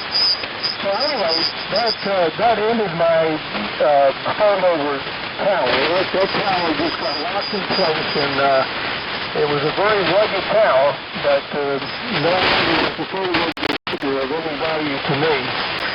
So I think that was about it. It was a nice tower. I think on my kHz page there's also a view looking from about halfway up the tower. I could see the Chesapeake Bay, and looking due east, there was almost nothing between me and the salt water, but marshland, inlets, marshland, beach, and then the Chesapeake Bay. So I had a really, really good launching point for RF when I was at that location. So anyway, let's see, maybe somebody else will come up on frequency here. Paul, I'm going to turn it to you and drag your feet again, and then I guess you might go down to 160. I've kind of messed up my 160 tuning on this antenna by jumping out the capacitor and then pulled up here on 80 meters for tonight. I might go out there tomorrow and make sure I can get back on 160. N1 MUC in Connecticut, November 4 Delta Juliet at Williamsburg. Yeah, okay, there might be a couple other stations waiting to get in there. I'll confirm contact with WEMD, James, I think you said Rhinebeck, New York. I'm running a Kenwood TS930S, a Heathkit SB200 linear into a 75-meter dipole, 75 feet up. What model Rockwell Collins are you running there for a transmitter? And I didn't get the receiver you're using. Over. Yeah, Whiskey 3 Echo Mike Delta. Hi. I guess I'll keep the transmission short if this is going to be a semi-contest frequency. There is a Collins KW1 1952 vintage, May 23rd, 1952 to be exact. Serial number 54. The receiver is a Rockwell Collins 1980s vintage 851 S1. Does that answer the question? The name is Buzz. Bravo Uniform Zanzibar. Over to you, Paul. Roger there, Buzz. Yeah, okay. Collins KW1 and a Rockwell Collins receiver. I know Rockwell Collins produced a few broadcast transmitters too, so that's what when I first heard you, I thought that's what you were referring to. Oh, good copy up here, Trumbull, Connecticut. You're about 25 over, loud and clear. We're running about 100 watts here, and you're coming in loud and clear. So I will hang back. The name here is Paul Papa Alpha Uniform Lima. I'll hang back and see if anybody else wants to get in on the group. Otherwise, I might go down to, in a few minutes, if we don't get any more takers here, I might go down and throw out a couple CQs on 160 with the brass transmitter we have here. Thanks for the contact, Buzz, and I will be listening for anybody else that wants to contact you or contact me. Over.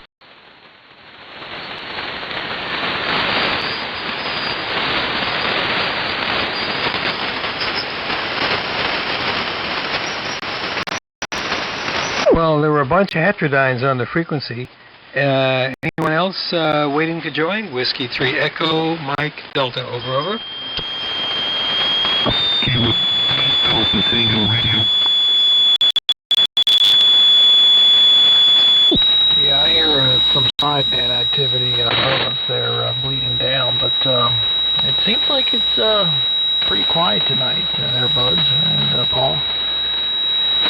So, yeah, we'll see if anybody else wants to jump in here for the AM rally. This is N3TK listening. Well, I haven't had the receiver. I don't really know what's going on, but I'll go ahead and throw my call out there. This is W4SVA, Chris in Moscow, Virginia. Oh, Roger, Chris. Good copy up here in Trumbull, Connecticut. November 1, Mike Uniform Charlie. Handle here is Paul Papa Alpha Uniform Lima. We're running 100 watts into a 75-meter dipole. Kenwood TS930S and Kit SB200 linear. Over.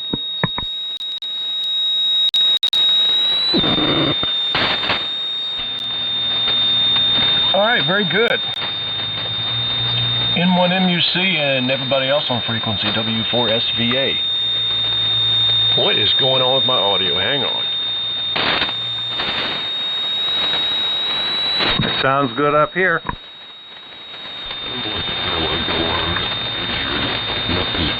I was seeing some kind of oscillation on there. I don't know what that was. I'm getting some acoustical hum too, but that's just kind of expected. The mic's sitting right next to a buzzy relay.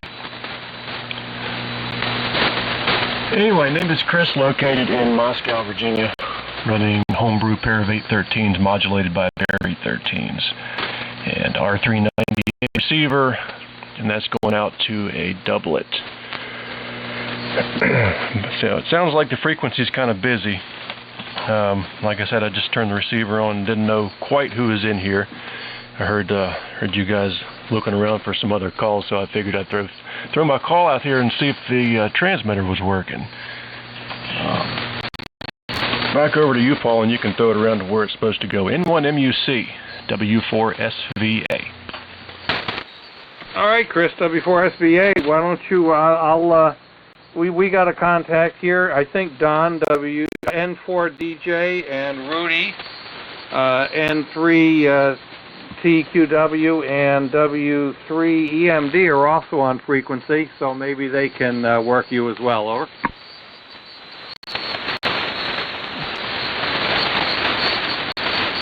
Let me see if I have it. Okay, good evening, Chris, W4SVA. This is N3TQW, Rudy out of Hanover, Pennsylvania. And it's great to hear that you got an 813 by 813, and I'm doing the same thing. A pair of 813s modulated by a pair homebrew rig here. Great signal up this way. It almost hit me 30 over at a time here in south central Pennsylvania.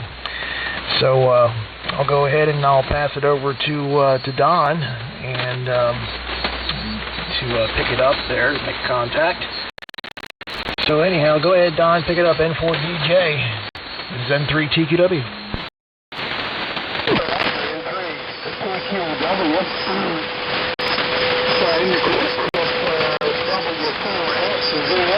Joining in. This is November 4, Delta Juliet, N4DJ. Well, good evening, Chris. You've got a good sounding signal down here into Williamsburg, Virginia. And my name is Don, Delta Oscar November. We've worked before, but it's been a while.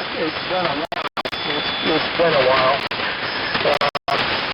I'm currently running Viking Ranger 2, Johnson Viking Ranger 2, and the antenna is a Drake Model 2B, Drake 2B, and I got them both brand new in 1963, so I've had this pair for a very long time, 61 years.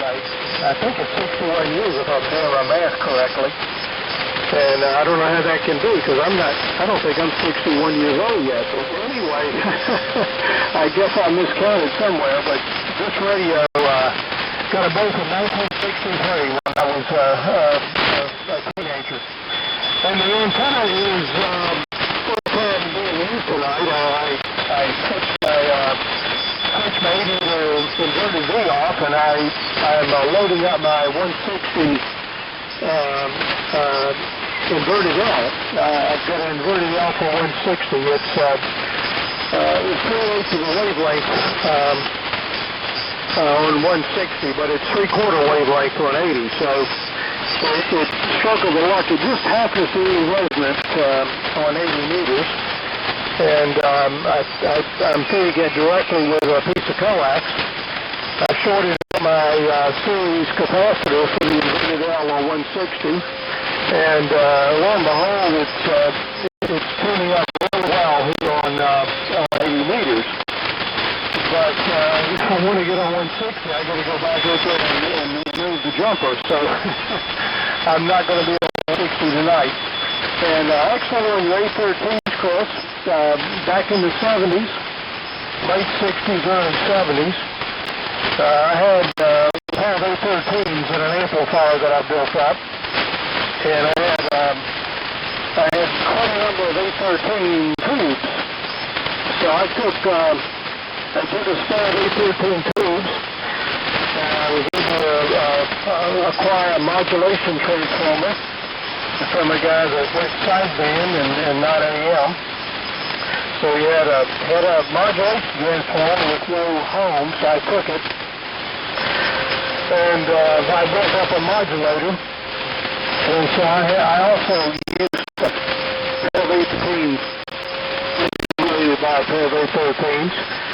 And this Viking Ranger was the driver, it was the audio driver and the RF driver for that big rig. So I still got about half of it, and I still got pictures. So anyway, I'll turn over to you, Chris, and wonder how you're copying me. We're not too far apart, I don't think. W4SVA in the group. This is November 4, Delta Juliet, Dawn in Williamsburg, Virginia.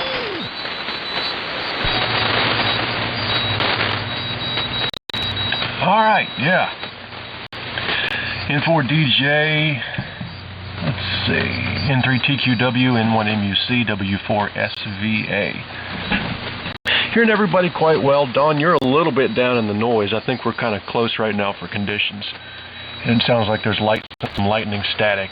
I'm assuming off of the coast. That's usually where it is when I can hear it.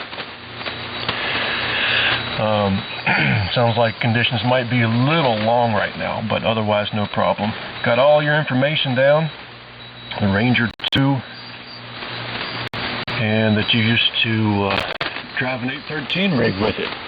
Very nice, very cool. Ruby, yeah, 813 rig, cool. We're running twins then. This one came from a Silent Key estate. It's been over 3 years now.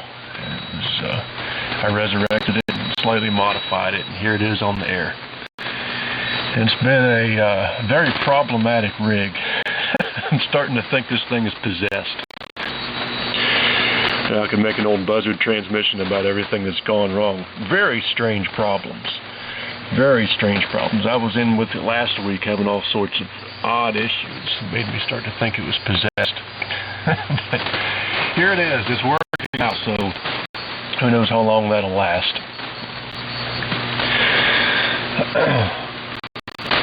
Anyways, I'll kick it around and see if anybody else wants to jump in here. N1MUC, I believe it's your turn if that's the rotation we're taking. W4SVA.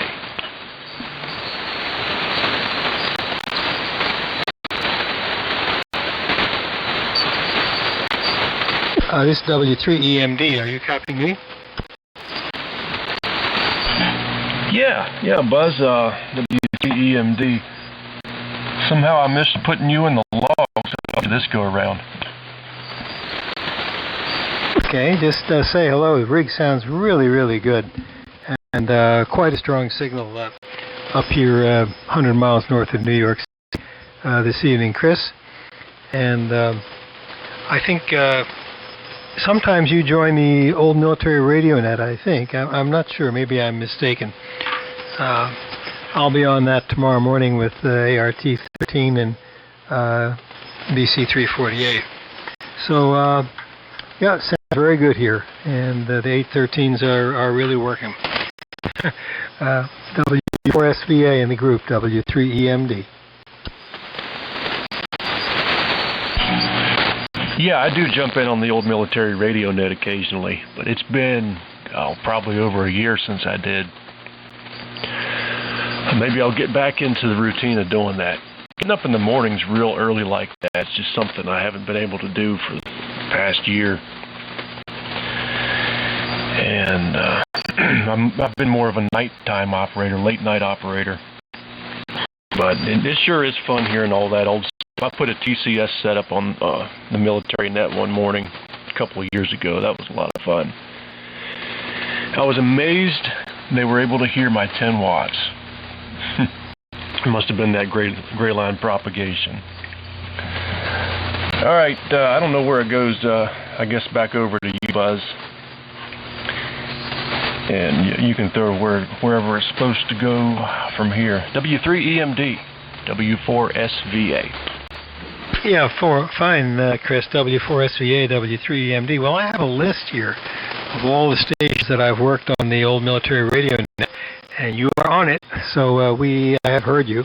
And I think I heard that famous TCS, the 10 watts, and it really worked. Very good. I guess turn it over to Rudy if he's still around. NBQW, WEMD, go ahead.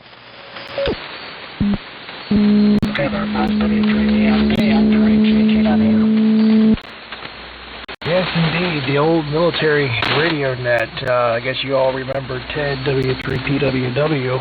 He only lived half a mile from where I am, and I only checked in on that net one time. He was more primarily a CW operator, and Steve KD3HT, when a group came down there when he passed on, took a lot of his equipment, and I guess his daughter wanted to get it out of the house. And I didn't know Steve was coming down here. I would have invited him over for an eyeball there and chit-chat for a little bit. But, yeah, I knew Ted, because Ted actually helped me out with his 813 rig here. He actually took the 813 tubes that I had and took them with him, and he actually tested them in his ART-13, and everything came back very well. So, and he was very gentle with them too. He actually had a suitcase designed to carry those tubes in there. It was just like a case with a lid on it, and it had foam rubber in there, and each of them just had a slot for a tube to stick it in there. So I gave him like 6 tubes there. He took them and he graciously went ahead and tested them for me and brought them back, and he saw my construction of my rig here, and he was impressed on how well the construction was, and especially at my age at the time that I was interested in doing AM and actually doing building of transmitters. So yeah, Ted was a good guy, and then Jeep is also a good guy too. And so anyway, Ted will be missed, honestly. So anyhow, I'll go ahead and Call center for you there, Chris. W4SVA, and you hand it off to Don there, N4DJ. This is N3TQW. And I assume Paul is signed out, is that correct? I believe he did. I think he motivated on down to 160. Okay. I get the VFO back up on frequently. N3TQW and the group W4SVA. Yeah, that was quite a loss when Ted left us. I remember I met him at the Berryville Ham Fest, probably about a year before he passed away. So I was glad I was able to do that. And I'd been hearing him on the old military radio there for years and years and years. And so that was it was a staple there, you know. And it's unfortunate he left us, but that all happens to us at some point. Yeah, the old TCS set, I need to get that back out. Have a dynamotor supply for it, and it's a lot of fun. I've operated it portable, and it's amazing what you can do with 20 watts of CW into a short vertical. And it's also quite frustrating what you can't do with 10 watts of AM into a short vertical. But nevertheless, it's a fun rig. Now, this 813 rig here has a bunch of military parts in it as well. The VFO is a T368 exciter, which has kind of been modified. And it, I guess the plate transformer's out of a T368 or a late model BC610, whichever one had the big box, 200-pound power transformer. And I'm sure some of the tank components in the final are military as well. It looks like it was built in the late 50s, early 60s, and then continuously modified throughout the years. And I'm sure the mod iron's been changed at least twice. Right now it has RCA broadcast iron in it. And it's been a continuous test bed of modifications, I can tell with the number of holes in the chassis. And but it's been a lot of fun to bring back to life. Yeah, I'm kind of thinking about 160 myself at some point this weekend. I'll have to switch transmitters with a different choke in the final. Quite enough inductance to go down to 160. I was getting some RF into the power supply. But if I switch a few cables and stuff, maybe I can head on down there at some point this weekend with a different transmitter. Anyways, before I start rambling too much, Dawn, I think you're up. N4DJ and the group W4SVA.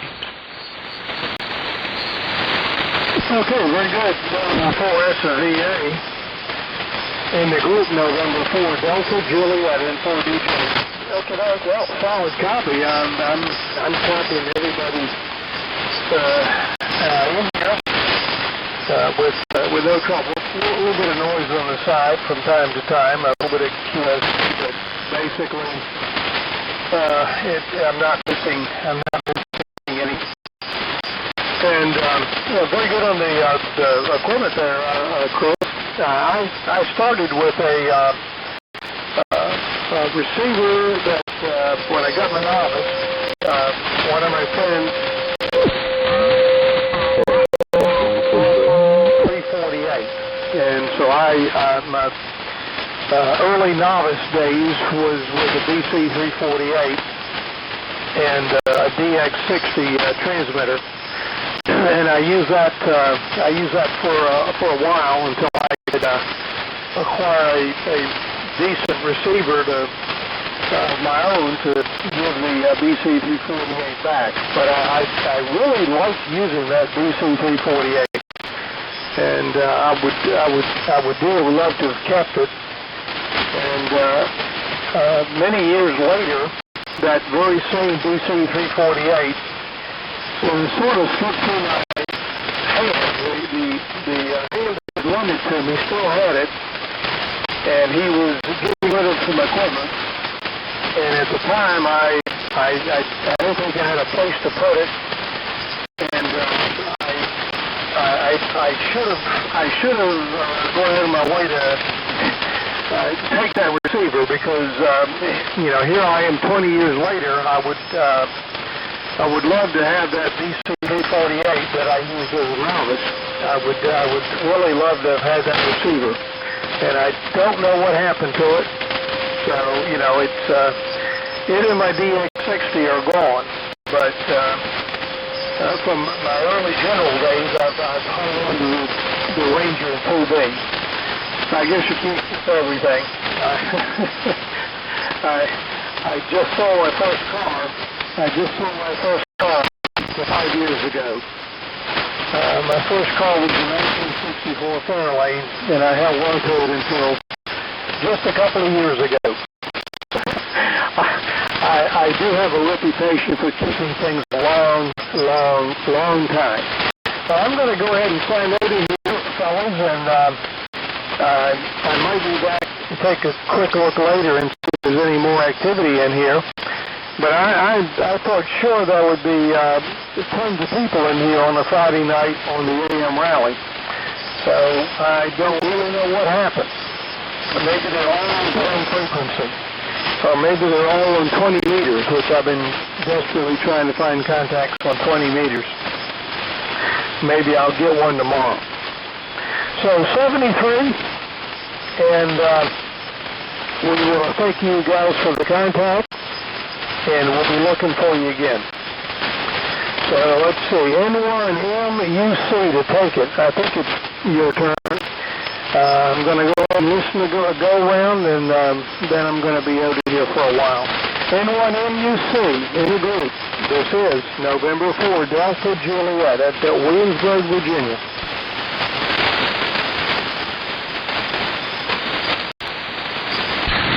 W3JN.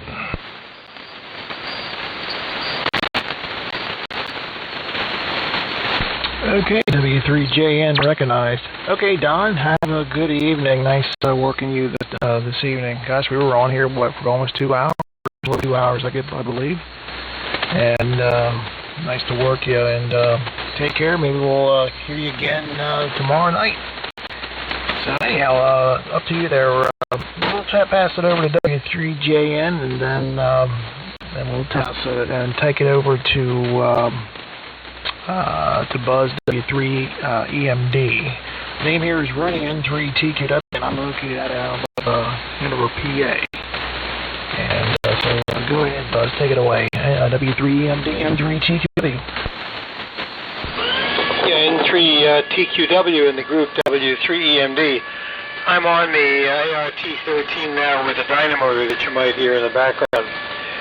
Let me turn it over to W3JN. This is Buzz, Bravo Uniform Zanzibar. Zanzibar, I believe we've worked. I'm in the Hudson River Valley, about 100 miles north of New York City. W3JN, EMD, over. Yeah, Buzz. We've certainly worked before. I think on the old military radio net. Special tip of the hat down there to Chris, W4SVA, pounding in here. And Rudy, you're doing an excellent job here. That rig really sounds fantastic. I don't know what you're running there. Name is John. KTH is Mount Airy, Maryland. I'm not too far south of you there, Rudy.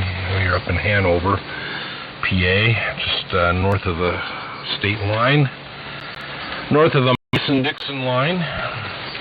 And I'm running a all TMC station tonight, GPT 750 and a GPR 90 receiver. And the microphone is an RE20 and associated scopes and other stuff like that. So that's that on that. I guess I'll turn it over to Chris. Down there way south of the Mason-Dixon line in Virginia. W4SVA, W3JN in the group. Hey, Chris, let me get a contact with John before I'm pulling the big switch. And for DJ. That was 73.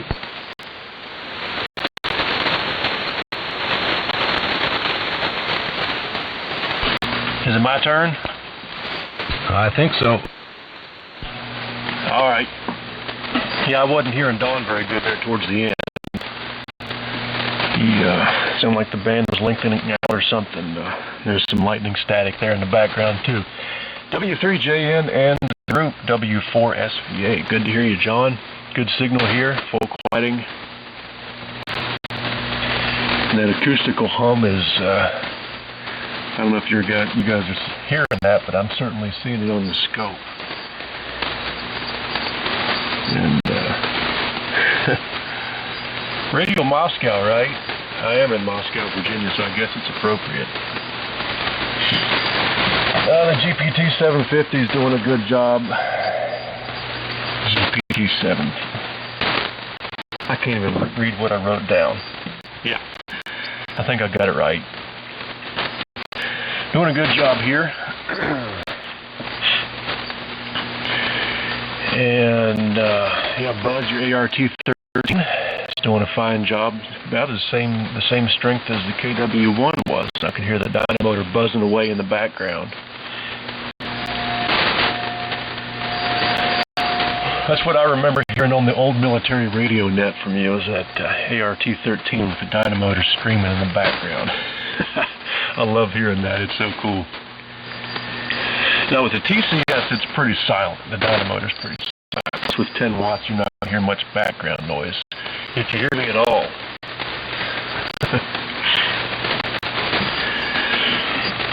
All right, let's see. I need to kick this on around and clean up my notes a little bit so I can read them. Rudy, I think you're up. N3TQW. And the group W4SVA. Okay, W4SVA and 3TQ mind business. And John, you are giving me a really good, decent signal, about 40 over S9. When you key up the rig, the channel goes quiet. But yeah, we're running a pair of 813s, moduli pair, rig, and it's actually being excited by an Apache TX1 in tune mode. So I'm driving about 5 watts of carrier into the RF deck, producing about 300 watts out. And the audio chain into the modulator, got 31 band EQ, PVC S800, which actually is driving the modulator into a backwards audio transformer, 45 watt audio transformer. I modulate the RF deck, Symmetrics compression limiter, and a Behringer an FX1622 mixer. And I'm using the same microphones you're using as the RE20. So that's the makeup here, plus the scope, frequency counter, and then the antenna is a long wire, 125-foot long wire with a wire tuner in the attic. And so it's good for 40 as well as on 75 and 80.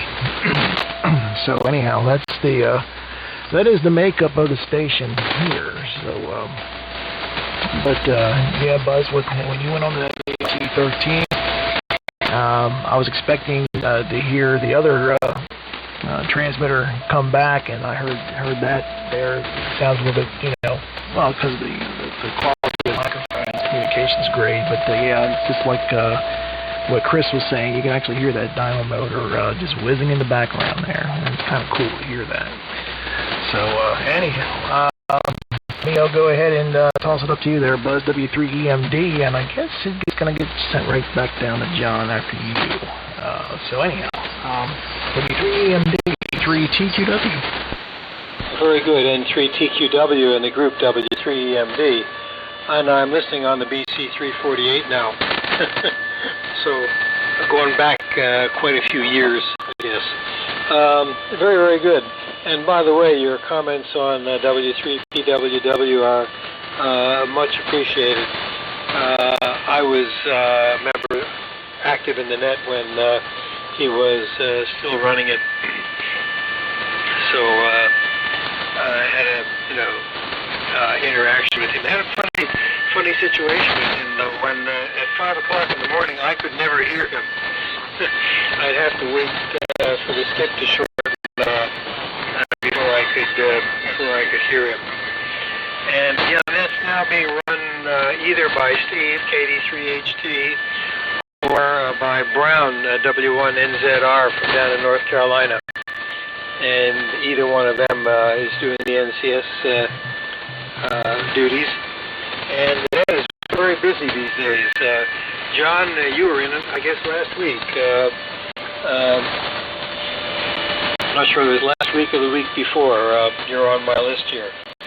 And the TMC really sounds really good.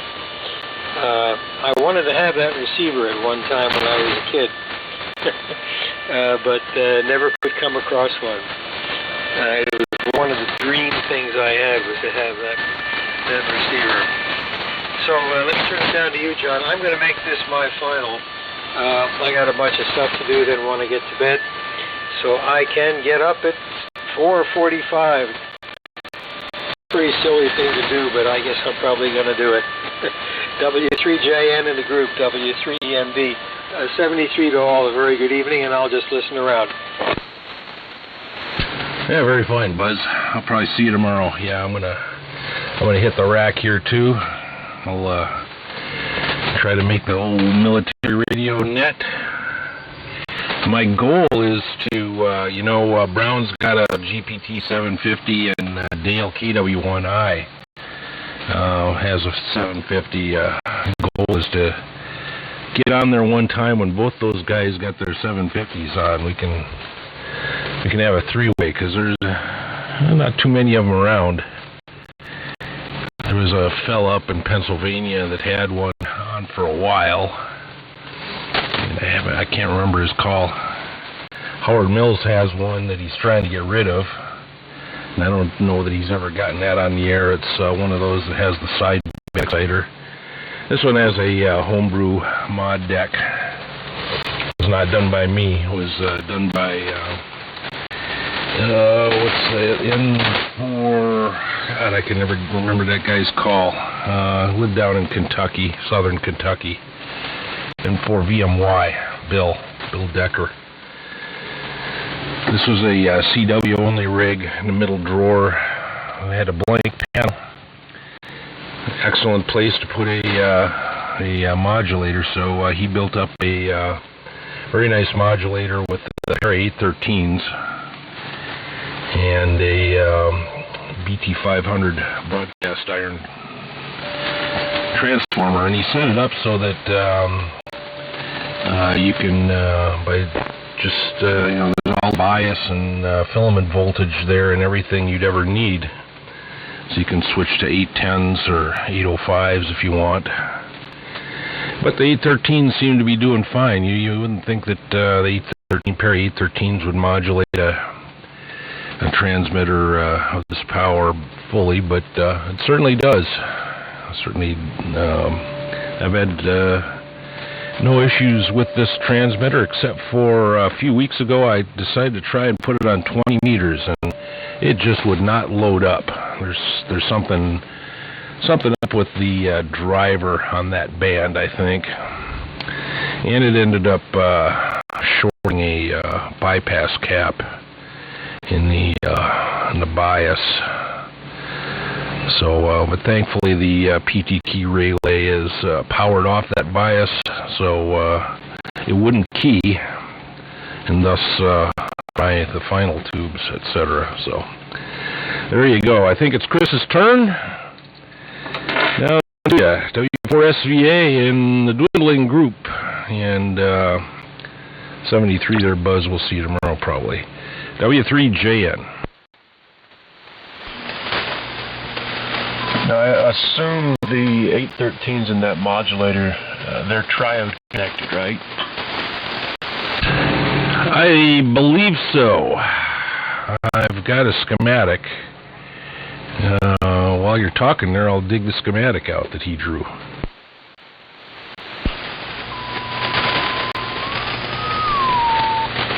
Alright. Yeah, I was just curious. You said you could run 805s and 810s in it, so I figured the 813s were connected as a triode, unless there was a separate screen supply hidden in there somewhere. A W3A and W4SVA. Yeah, sounds like a pretty cool rig there. From the guy that built that modulator, the way it sounds, it certainly sounds like you did a good job with it. And yeah, Buzz, it's funny you mentioned that Ted was always at the wrong skip, you know, at 5 o'clock in the morning you couldn't hear him. What happened here about a half hour before sunrise. Every morning, Pennsylvania guys would fade out. Ted and what's the other guy? Runs an ART-13. Yeah, no, I can't think of it. Anyways, the Pennsylvania guys would fade out. I'd hear the distant parts of New England and the guys down in North Carolina, and that was it. Which wasn't a good thing because most of the activity was around in the Pennsylvania area at that point. So, yeah, it can be a little difficult that time of the morning. Let's see if you got that schematic out. W3JN, W4SVA. Yeah, no, I thought I had a schematic here, but it's just he hand wrote a bunch of notes on the existing schematic, but didn't say exactly what he did with the. I gotta presume that those, I don't know that those 813s would do as much power as they would in triode mode. I would guess that he probably snuck a screen supply in there. I know that that deck's got its own bias supply, and both a 10 volt and a 5 volt filament supply as well. So I don't know. I haven't had that drawer out but a couple times. Once to track down where the push to talk was, and then the first time was when I hauled that heavy ass thing in here, had it all taken apart. So I recall, but so let's see, something I'll have to track down at some point. Okay. Well, I think 813s and triode connection will modulate a kilowatt input rig. I know guys have built such things. I don't know how well that works, but they seem to act like it worked fine. Well, yeah, interesting. A universal modulator. Yeah, the 813s in this rig are triode connected, Class B, cathode follower driver. That was one of the modifications I put into it when I got it going. Was the cathode follower driver. That was kind of it's a rather messy chassis, I'll say that. I put it together in the experimental mode, and that has become somewhat permanent.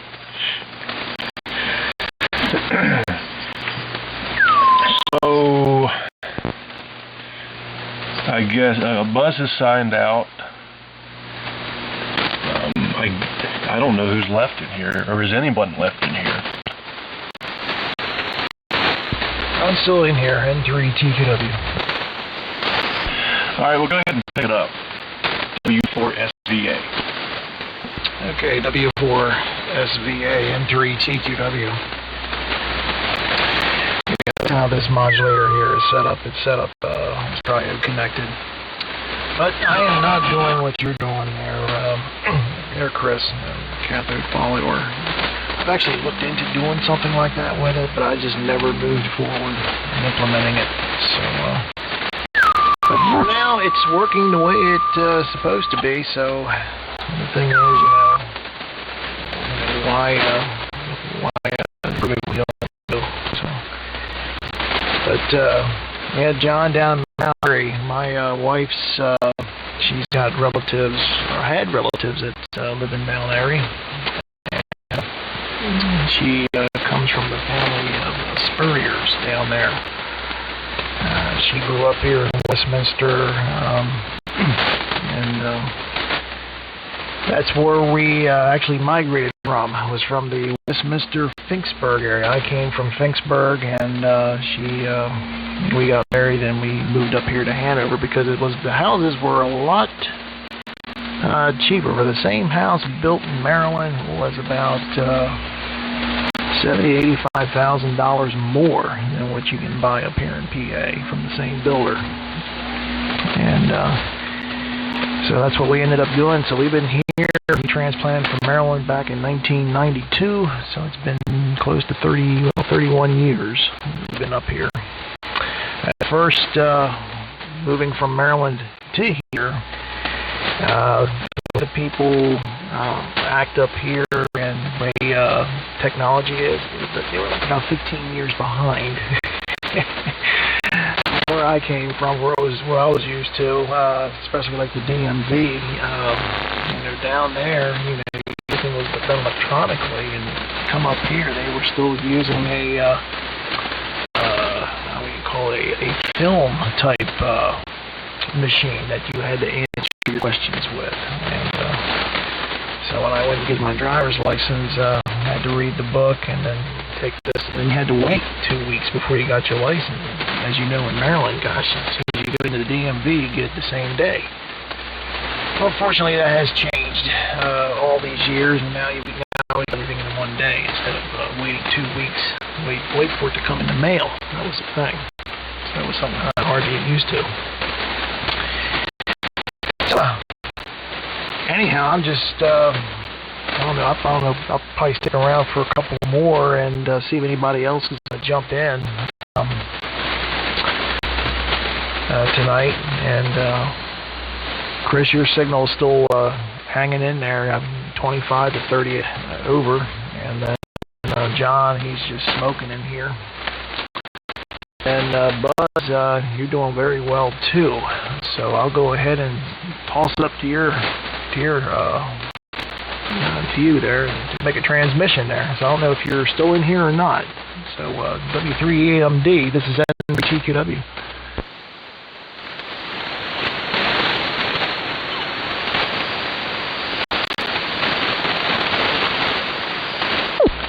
I guess not. Why don't you go ahead and pick it up, Chris? W4SVA N3TQW.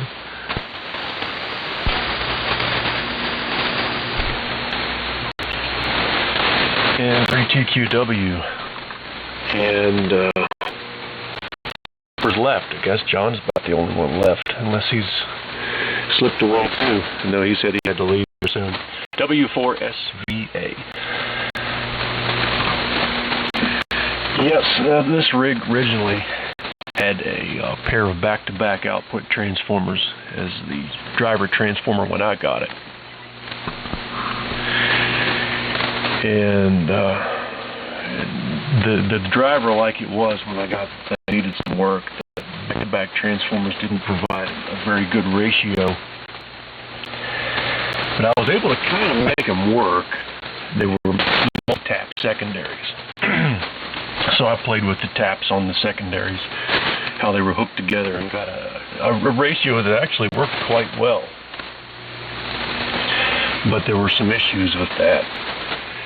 And so I got rid of the iron and went to a cathode follower driver I came up with. It's kind of a copy of a Gates cathode follower you can see with 807s, except I'm using a pair of 6BL7s, vertical output tubes, which are dual triodes, and I tied the two sections in parallel in each tube, and one tube does 1 813. So there's a pair of them in there, one tube for each 813. And it's worked out pretty good. It's not perfect by any stretch of the imagination, but it's worked out a whole lot better than I thought it would as an experiment. So that's the way it stayed for the past couple of years.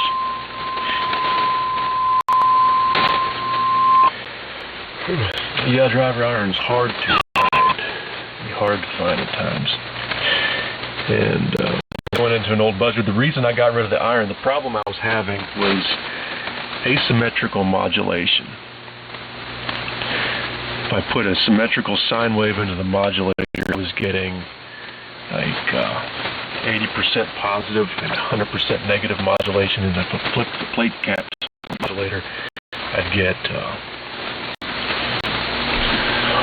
the opposite, you know. And at first I thought there was a sorted winding in the mod transformer, but no, I checked that out, it was fine. And eventually came to the conclusion there was a kind of imbalance in the driver transformers. And when I got rid of those, that problem went away.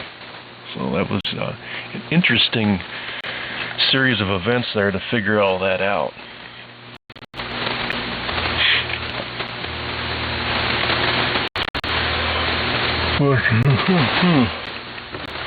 Man, I'm fading fast. I was hoping to stay up late tonight and play radio. I don't know if that's going to happen. I'm certainly not going to make the military radio net tomorrow morning. Anyway, John, down to you if you're still in there. W3JN, W4SVA. Yep, I'm going to make this one my final. But it's been great talking with you, gentlemen. Chris, that sounds like it keeps you out of trouble, you know, between chasing cows and putting back up antennas and everything. Yeah, chasing down a homebrew thing like that, you know, at least you don't have to worry about, punching another hole or something, or there's probably enough holes in it that, as you said, to use something pre-existing. But it's a good rig to experiment on and track down all the errors that somebody made before you. I had that happen with that 30K I bought. You know, somebody had converted the push-pull RF deck to Pi network and didn't really know what they were doing. They did not realize that the plate resistance of a 4-125 in the final is quite a bit higher than most other things, and you can't use a small tank coil. So that was a lot of messing around with that to get that right, but I think that's good to go now. And then I tracked down the correct balanced output RF portion for it. Howard Mills had it stashed away in his piles of stuff.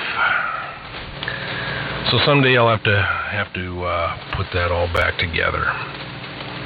Anyway, gentlemen, good night. Rudy, great to make your acquaintance up here.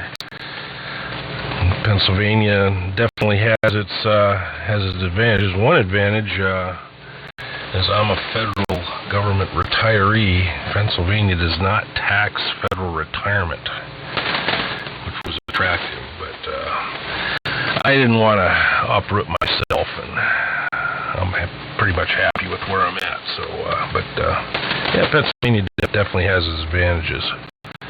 The one thing about Pennsylvania, man, as soon as you cross that state line, the roads get narrow. In Maryland has a bit wider roads, especially, you know, up around the border there. Maryland 97, and I think it goes to Pennsylvania 97. You know, I'm not sure. I haven't been on it in several years, but it used to be that would went from a relatively nice wide road with shoulders to no shoulders at all, and boxes right up there at the edge of the road, and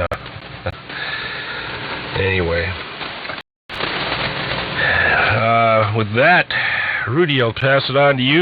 70 Chris, get some rest. I'm gonna hit the rack myself here, and I'll listen out for your final there. N3 TQW, Hanover, PA, with a pounding signal down here, real good and strong, and wonderful audio. And W4SVA in the bucket, W3JN. All right, W3JN and 3TQW. All right, John. We'll go ahead and turn you loose. Thanks for jumping in and making contact. Glad to meet you.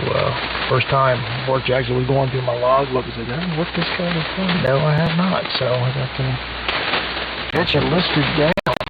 And yeah, you got some beautiful audio as well. Nice, good tones to it. And shaking this nice 12-inch bass reflex I got here. So anyhow, yeah, you're right. The roads are not as wide as they are in Maryland. I mean, I'm actually a DoD contractor myself, and that's one of the nice reasons. Well, plus my retirement. Actually, I retired about 5 years ago, and got picked up again by another outfit.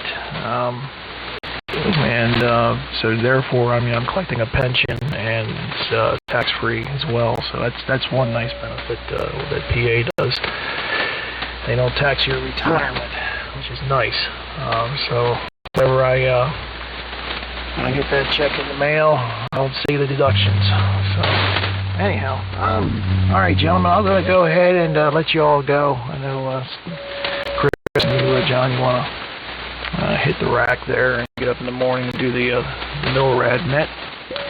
So I'll stick around just for a brief, short, see if anybody else wants to jump in here. I'll make a contact with you or whoever, and we'll go on from there. It's 73s, gentlemen. W4SVA signing and W3JN signing. This is N3TQW standing by for any other stations might want to join in.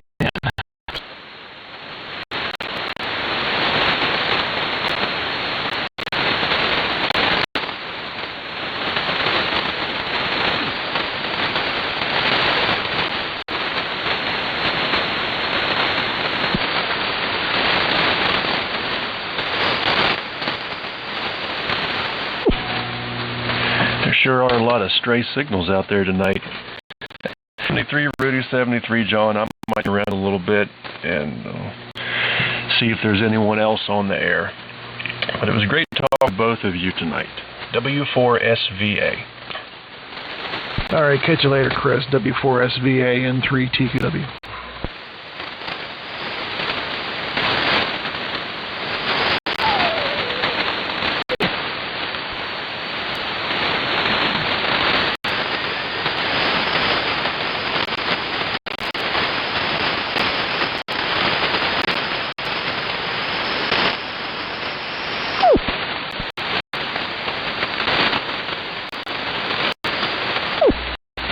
CQ80, CQ75, CQ75, CQ75 meter, AM. Here is N3TQW, November 3, Tango, Quebec Whiskey. N3TQW, calling CQ for the AM rally. Hello CQ, CQ, CQ, CQ75 meters. This is N3TQW, November 3, Tango, Quebec Whiskey. N3TQW calling CQ on 3885 for the AM rally. Stand by. KB3OUK.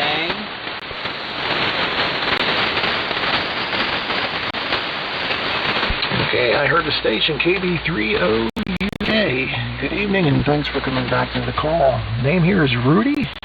That's Romeo Uniform Delta Yankee, and we're located here in Hanover, Pennsylvania, about 7 miles north of the Maryland border, 15 miles west of New York City, and about 15 miles southeast of Gettysburg.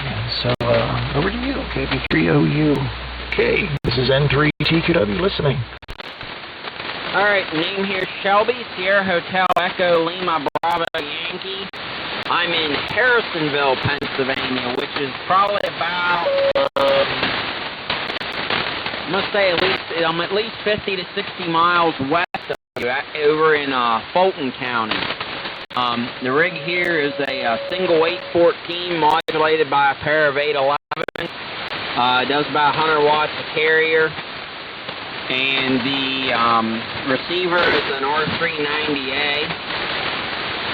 Antenna is a 60-foot end-fed wire, or quarter-wave end-fed wire. Installed kind of as a sloper. The end of it is the far end is about 20 feet in the air. And that's working around wheels. So, that's the story here on this end. Back over to you. KB3OUK. Okay, KB3OUK N3TQW.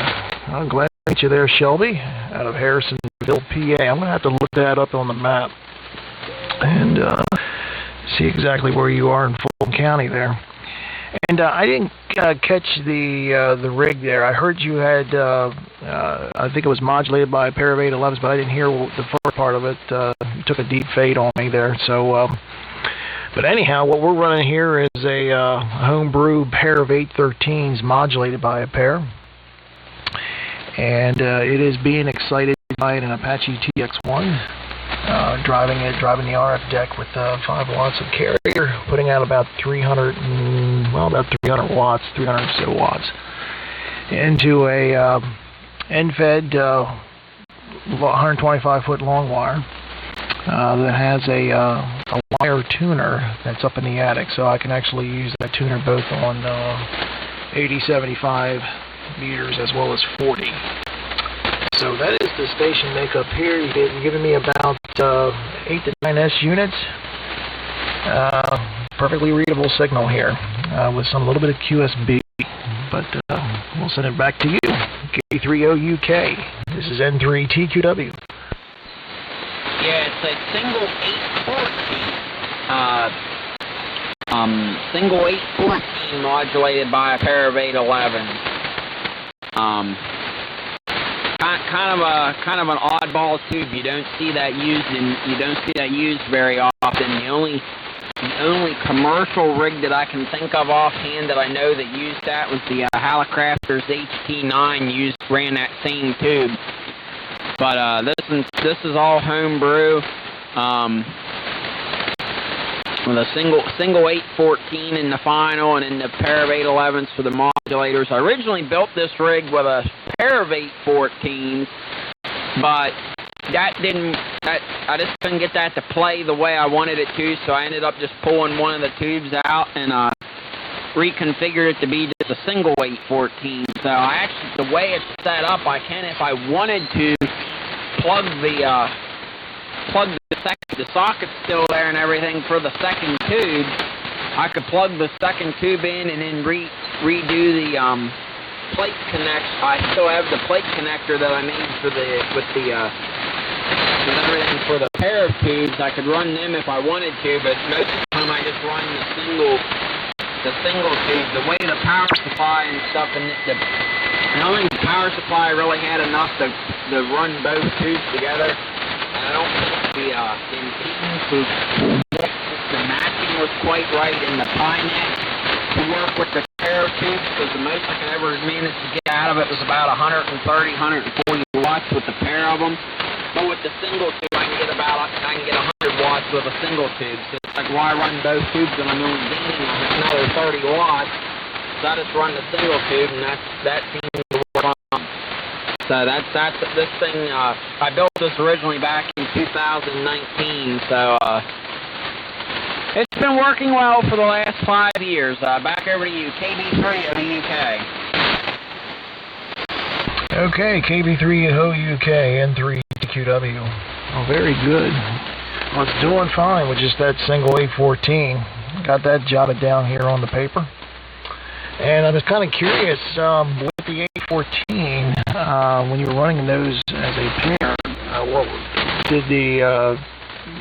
was it stable? Was the reason why that you pulled the 814, or was it just that, you know, with 30 watts or 40 watts of additional power wasn't worth having that other tube in there? I'm just kind of curious. Back to you. For the most part, it was stable.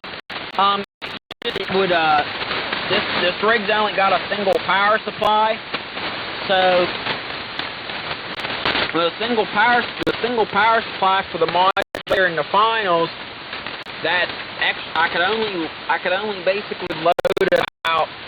I couldn't really. I mean, I only could load it up to about 240 milliamps on the final, and that's what I'm reading on the plate meter, which is reading in the cathodes. The plate current is probably actually a little less. It's probably close. It was probably closer to about 150, 160 milliamps.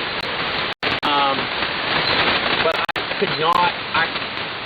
I could get it to that point and couldn't load any further. And then when I was running back, I just couldn't get decent modulation out of it because I was basically pushing the power supply right at the edge of what it could run.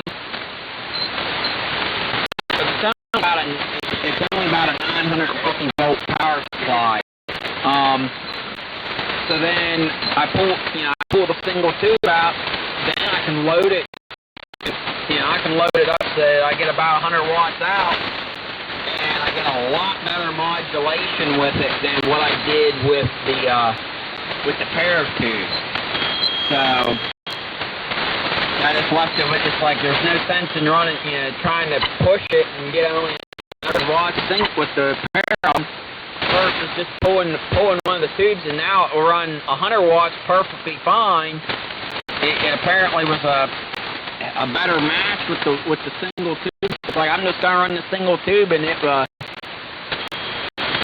leave it at that. And then I have, I had enough. I think I had another whole set of tubes. I got like 4 spare tubes for this thing now. When really, I started out only with 2 pairs. The pair I was running in a spare pair. Well, now I got 4 spares. Or 3 spares. Plus the one I have in the rig, so, but, I mean, they seem to be a pretty durable, 100 watt class tube, and this thing really doesn't need that much. I mean, the power supply voltage is pretty reasonable, only running about 950 volts on it. I'm using I got one of those Antec toroid transformers. That's what I'm using for the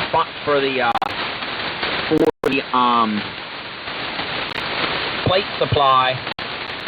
And I actually have I think it's a 400 volt one that has a pair of windings, a pair of 400 volt windings. They have the 2 windings in series, and then I'm feeding that into a full-wave bridge tap-in supply, so underloaded, about 950, stable underloaded, it's about 950 volts. But, I mean, that part of it's been pretty reliable. It's just mainly just the performance part. The reason why I switched over to single tube, it just did not perform the way I expected it to with the 2 tubes. It worked better than I expected it to with the single. So I said, okay, I'll run it as a single. But it will cover 75 meters, and it will do 40 as well. I can switch it's not band switched, it's actually a tap coil, so I can actually move the tap on the coil, and then I have 2 padding, a fixed vacuum that goes in parallel with the plate air variable tap, and then I have a mica that goes in parallel to the loading cap, and I can get it to that's how I get it to go to 75. If I pull the patterns out, it would do 40. But if I want to bring it down here to 75, I got to put the patterns in, and that will allow it to tune 75 meters. But Yeah, it's been a fairly reliable rig. I mean, once I got all the little kinks worked out of it, the only you know, when I first fired up, I had a few issues with it. I had a feed-through capacitor that arced over and created a carbon trail through itself, and I had to replace that. And a couple months ago, I had the original pair of 11s that I had developed some kind of a failure, so I had to replace them. So that seems like I've had with our had it's been a pretty stable rig. I really overbuilt it for being a 100-watt rig. I really overbuilt it. The thing sits in a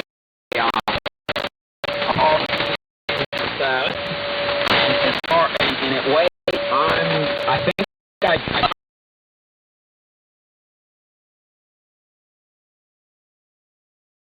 for a 100-watt rig.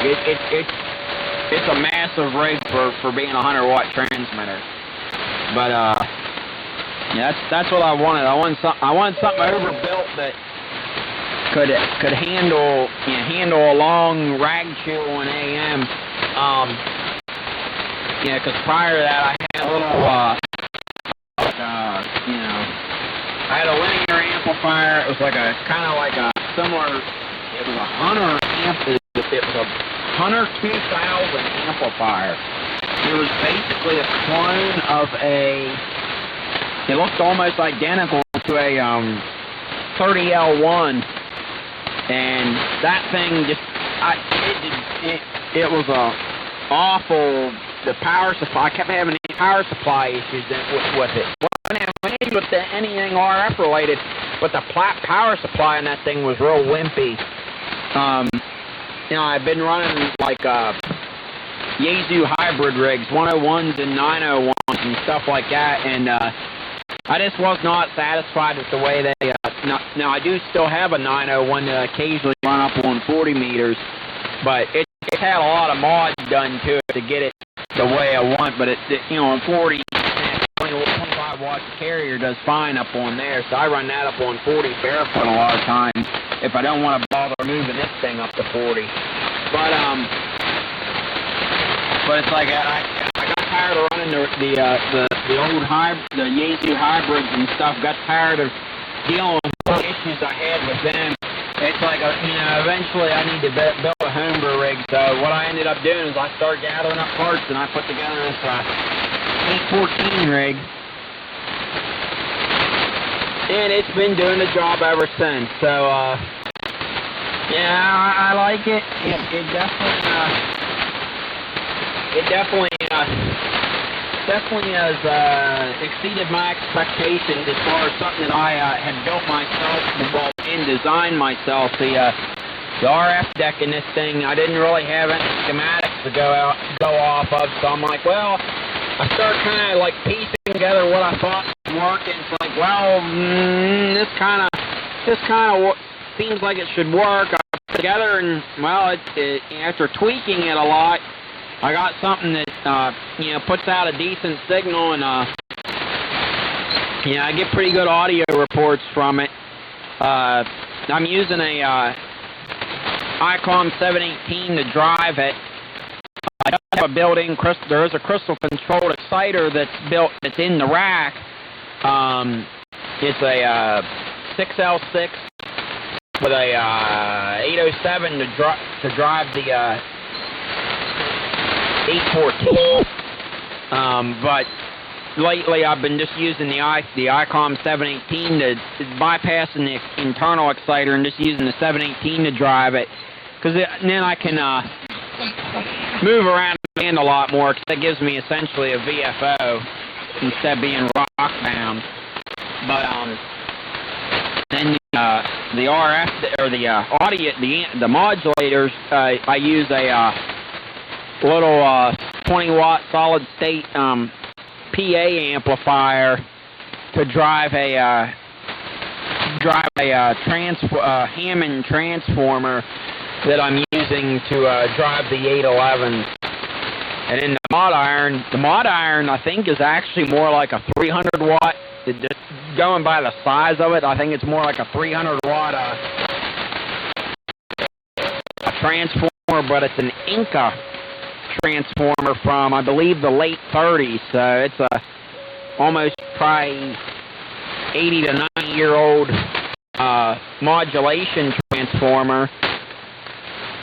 But I'm using a reactor and a capacitor on it to keep the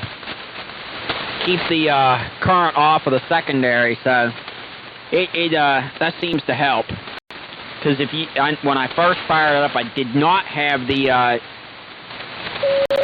reactor and the cap on it, and it would talk back very, very badly. And it's a potted transformer. It's a potted transformer, but it would still talk back real bad.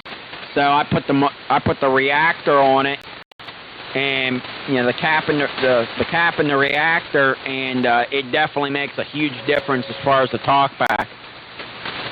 So that's what I'm running here. That's the whole story on the homebrew rig too. So back over to you, KB3OUK. Was there another braking station in there? N3TQW. Yeah, N3GBW KG4NVZ. I just wanted to, I'll stand by so you get back to me. I was just trying to get my transmitter back working. I had a master crap out here. KG4NVZ. Okay, KG4MJ, MZ, NZ, N3TQW. Oh, fine business there, Sid. Yeah, it sounds like you got things back working again there. All right, Shelby, fine business on the homebrew rig. Mine was like an 8-year build on my rig here, and it took quite a while to get all the parts I needed together, and then do all the fabrication of all the metal work, and do all the PC boards, etching and designing the PC boards that I needed for this. So everything is pretty much component type setup. I have the power supply, B+ supply of the rack, and that power supply there uses a power transformer out of a Collins transmitter that was that got damaged. The guy offered to be for free, and it's tapped down to 120 volts. So actually at 240, it'll do out to 3600 volts AC. So I have it up on down to where it only provides the correct power for the power supply itself. And the supply itself actually puts out 2,000 volts to the plates of the 813s. And then I have the grid and screen supply, bias supply in a separate cabinet. And then control supplies where I can control the relays, relay circuits, and then the RF deck on top. And it's getting excited with an Apache TX1 transmitter in the tune mode, where I'm driving about 5 watts into the final PA to put out 300 watts out of carrier. And then I've got all the outboard audio equipment on top of that from the modulator itself.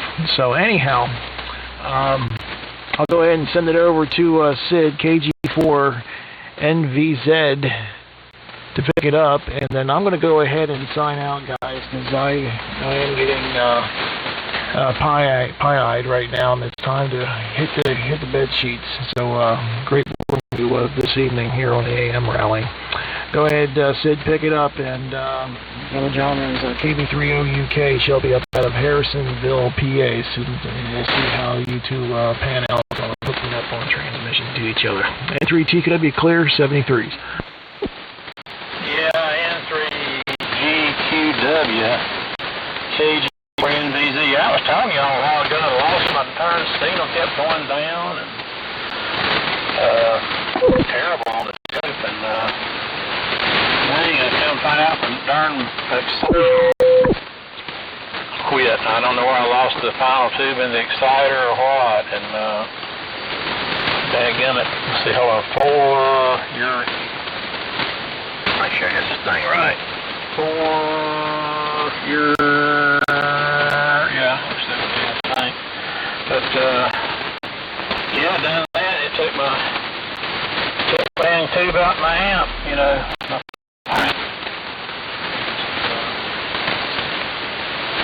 I'm using those old 304 THs. That just took a section out of that tube and put one tube in the power amp. It's a little bit gassy, and I'm gonna put it on a socket over here and burn it a while till the gas will leave it. But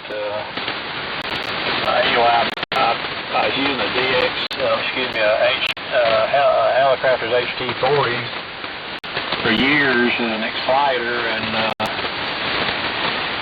it took a crap, man. It caused my final tube to, I guess that's what caused the final tube to take a crap. I'm pretty sure it did, and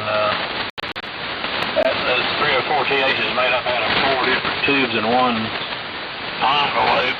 One section just shorted out in it, and it just took a dump, and so I had a little CW, a little one-tube CW transmitter I built, and this little one-tube using a 6146, and I stuck it up in there and plugged the 8-meter coil in, the 8-meter and 40-meter coil for a built.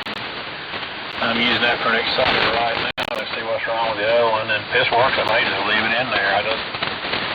I know I got plenty of grid drive now. I knew something wrong. I had no grid drive. Got to looking at my exciter, and it was just barely putting out a couple watts. It just wasn't enough to drive the tube anymore. So I got to figure out what's wrong. Maybe lost a filter cap or something. So hopefully I got it fixed. Let me see how this thing sounds. So 83 OUK, if you're hearing me, KG4NVZ.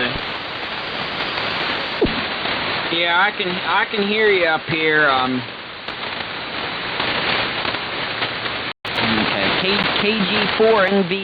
KG4NVZ from KB3OUK.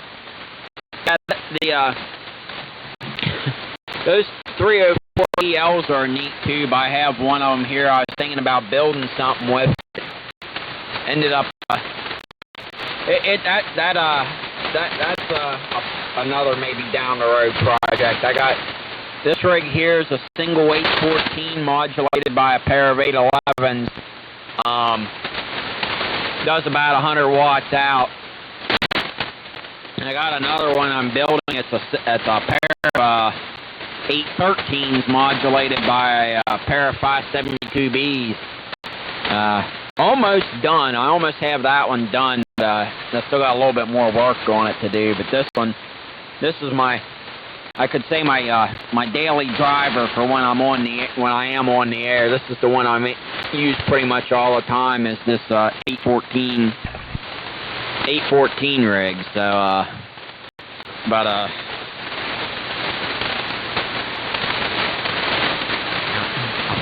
yeah, it's a nice little rig to use. So back over to you, KBOUK. N1MUC. Okay, N1. Go ahead and All right. Let me just quick tune up. There we go. N1MUC. Here is Paul Pop Alpha Uniform Lima. QTH is Trumbull, Connecticut. And we're running about 100 watts. I have a Kenwood TS930S 200 linear. And that's feeding a 75-meter dipole, 75 feet up. QTH is Trumbull, Connecticut. Over. yeah, I'm hearing you real well here. How's my audio and everything sounding there? I said I had a crap out and I had to put a new file in my transmitter, and what had happened my exciter had quit working, and it caused the tube to crap out. So I put another exciter, so another transmitter in there for an exciter, and so everything's sounding all right now, the audio and everything. Over. Yeah, everything sounds good here. Yeah, if I can get you guys call signs, I'll log it in on the AM rally, and you can get mine. Alright, this is KB3OUK, Kilo Bravo 3, Oscar, Uniform Kilo. The name's Shelby. I'm in Harrisonville, Pennsylvania. The rig here is a single 814 modulated by a pair of 811s, and the receiver's an R390N. Roger, did you say what was the receiver again? Got everything else? R390A. Roger, roger. And the other station?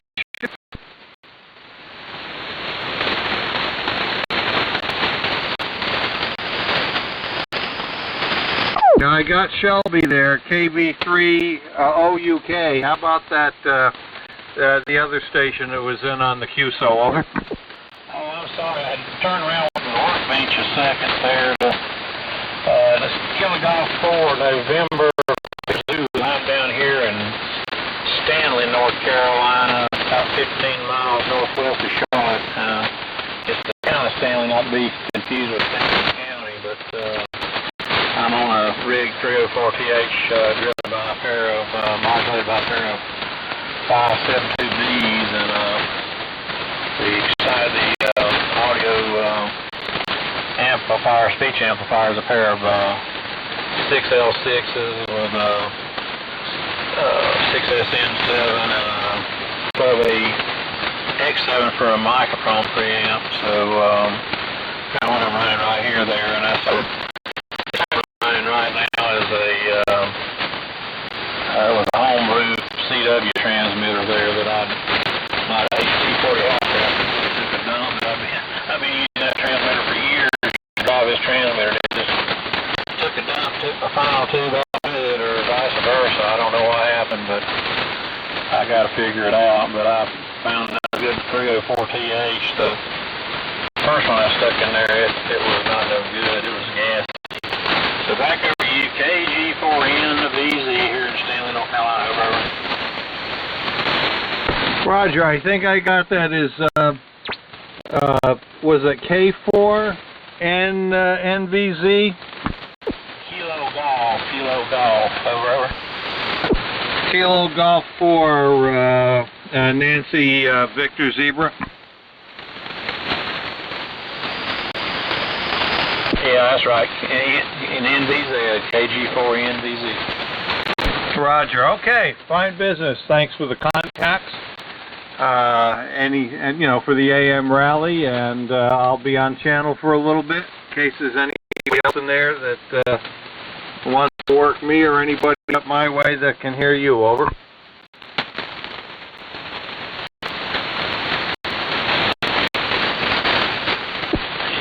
Roger, I caught that. Nice to speak with you there, and you're coming in pretty well respectful in North Carolina. There's a lot of static crashes on the band tonight. I guess these storms keep rolling out west, I imagine. That's the only thing I can figure. Go ahead and pick it up, KD3OUK. Go ahead.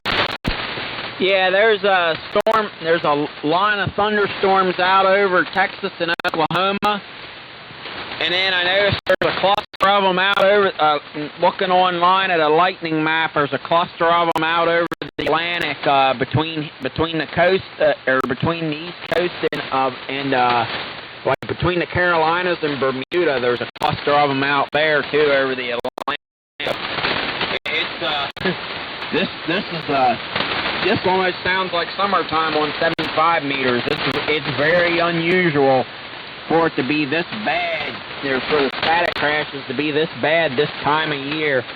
But I'm gonna sign off here. I might move down the band just to see if I hear anybody else. But it's getting it's getting kind of late, and I've been in and out of here all evening. So I need to get off here and go on doing some other things. KD3 OUK 73. 73 is there. Jerry and Shelby, N1MUC. We'll be listening. Yeah, nice speaking here at KD3OUK. Yeah, I think I might get up here a little bit today. I'm going to go take my medicine and do some stuff like that. Take some food for me and my wife. I've been out here all evening and didn't plan on having to work on the transmitter. Sit here, hold on, hold on a minute for a second.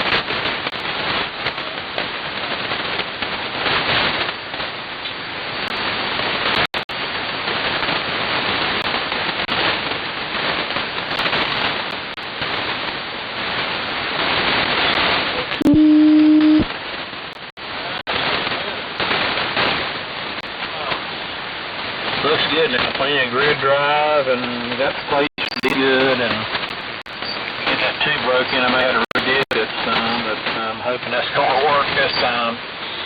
KG4MAs, I'm going to stand by for a while and let you have it if you can pick up anybody else. N1MU, KG4NPZ here in Carolina, staying 7-3 for now. November 3, Fox Mike Charlie. WA3 Delta Sierra Pa.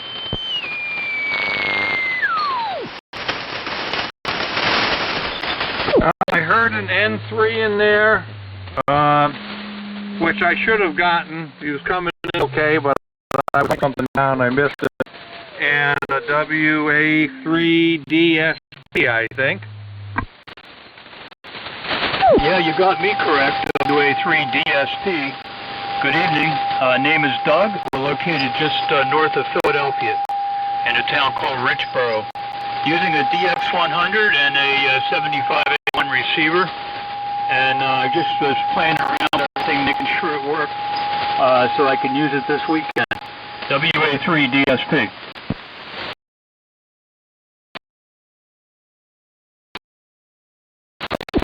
N3 guy in there. My name is Papa Alpha Uniform Lima. The call sign is number 1, Mike Uniform Charlie. The QTH is Trumbull, Connecticut. We're running a Ricebox Kenwood TS930S into a Heathkit SB200 linear for about 100 watts of carrier. Antenna is a 75 meter dipole, 75 feet up in the air.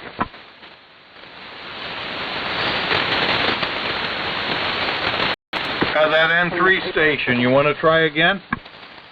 Sure, this is November 3, Foxtrot Mike Charlie. November 3 Ford Motor Company. And the name is Jeff, Juliet Echo Foxtrot Foxtrot. How copy? Loud and clear. You were about 15 over here in Trumbull, Connecticut. Jeff, N3 FMC. N1MUC. I think you probably got all my information. I gave it to Doug. If you need anything else, come back and I will add that to it. This is N1MUC. Roger there, Paul. Yep, I copied it very well. I copied Doug well there, as well as the other 2 stations that ran previously. And I'm running a Kenwood TS940S into an RF kit amplifier at about 400 watts into a G5RV at about 40 feet. Hung up in some evergreen trees. Go ahead. Roger. Well, it's doing a good job here. Sounding really good. And it is getting a little noisy. I guess there's some thunderstorms way down towards Texas, from what the guys down south were saying. Which is unusual this time of year, but hey, the weather just isn't the same anymore, I guess. I'll hand it over to Doug, WA3 DSP. Yeah, N1 MUC. I believe I have that correct. Mike Uniform Charlie. and N3 FMC, WA3 DSP. Very good. Yeah, the rig here hasn't been on the air in a while, so I wanted to get it going and make sure everything was okay. It looks like for some reason the VFO knob is slipping, so I've got to, not the VFO frequency, but the knob that switches between crystal and VFO is slipping for some reason. To figure out what's going on there. But would like to make some contacts this weekend on the rally, so I got your calls logged in here, and I'm probably going to close down here for the night. I got to get some things done and then get to bed, but we'll probably be on during the weekend. So yeah, we're using a 75 meter dipole, and like I said, I'm in Studio B, which is my little museum in the basement. If you go to mycall.org, wa3dsp.org, you can get a kind of a view of that, although it's not really up to date.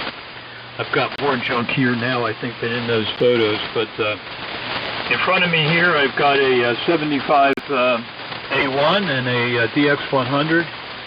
And a 32S1 and a 75S1 for sideband, and I also have a 32V1 to my left, which I can put on the air also.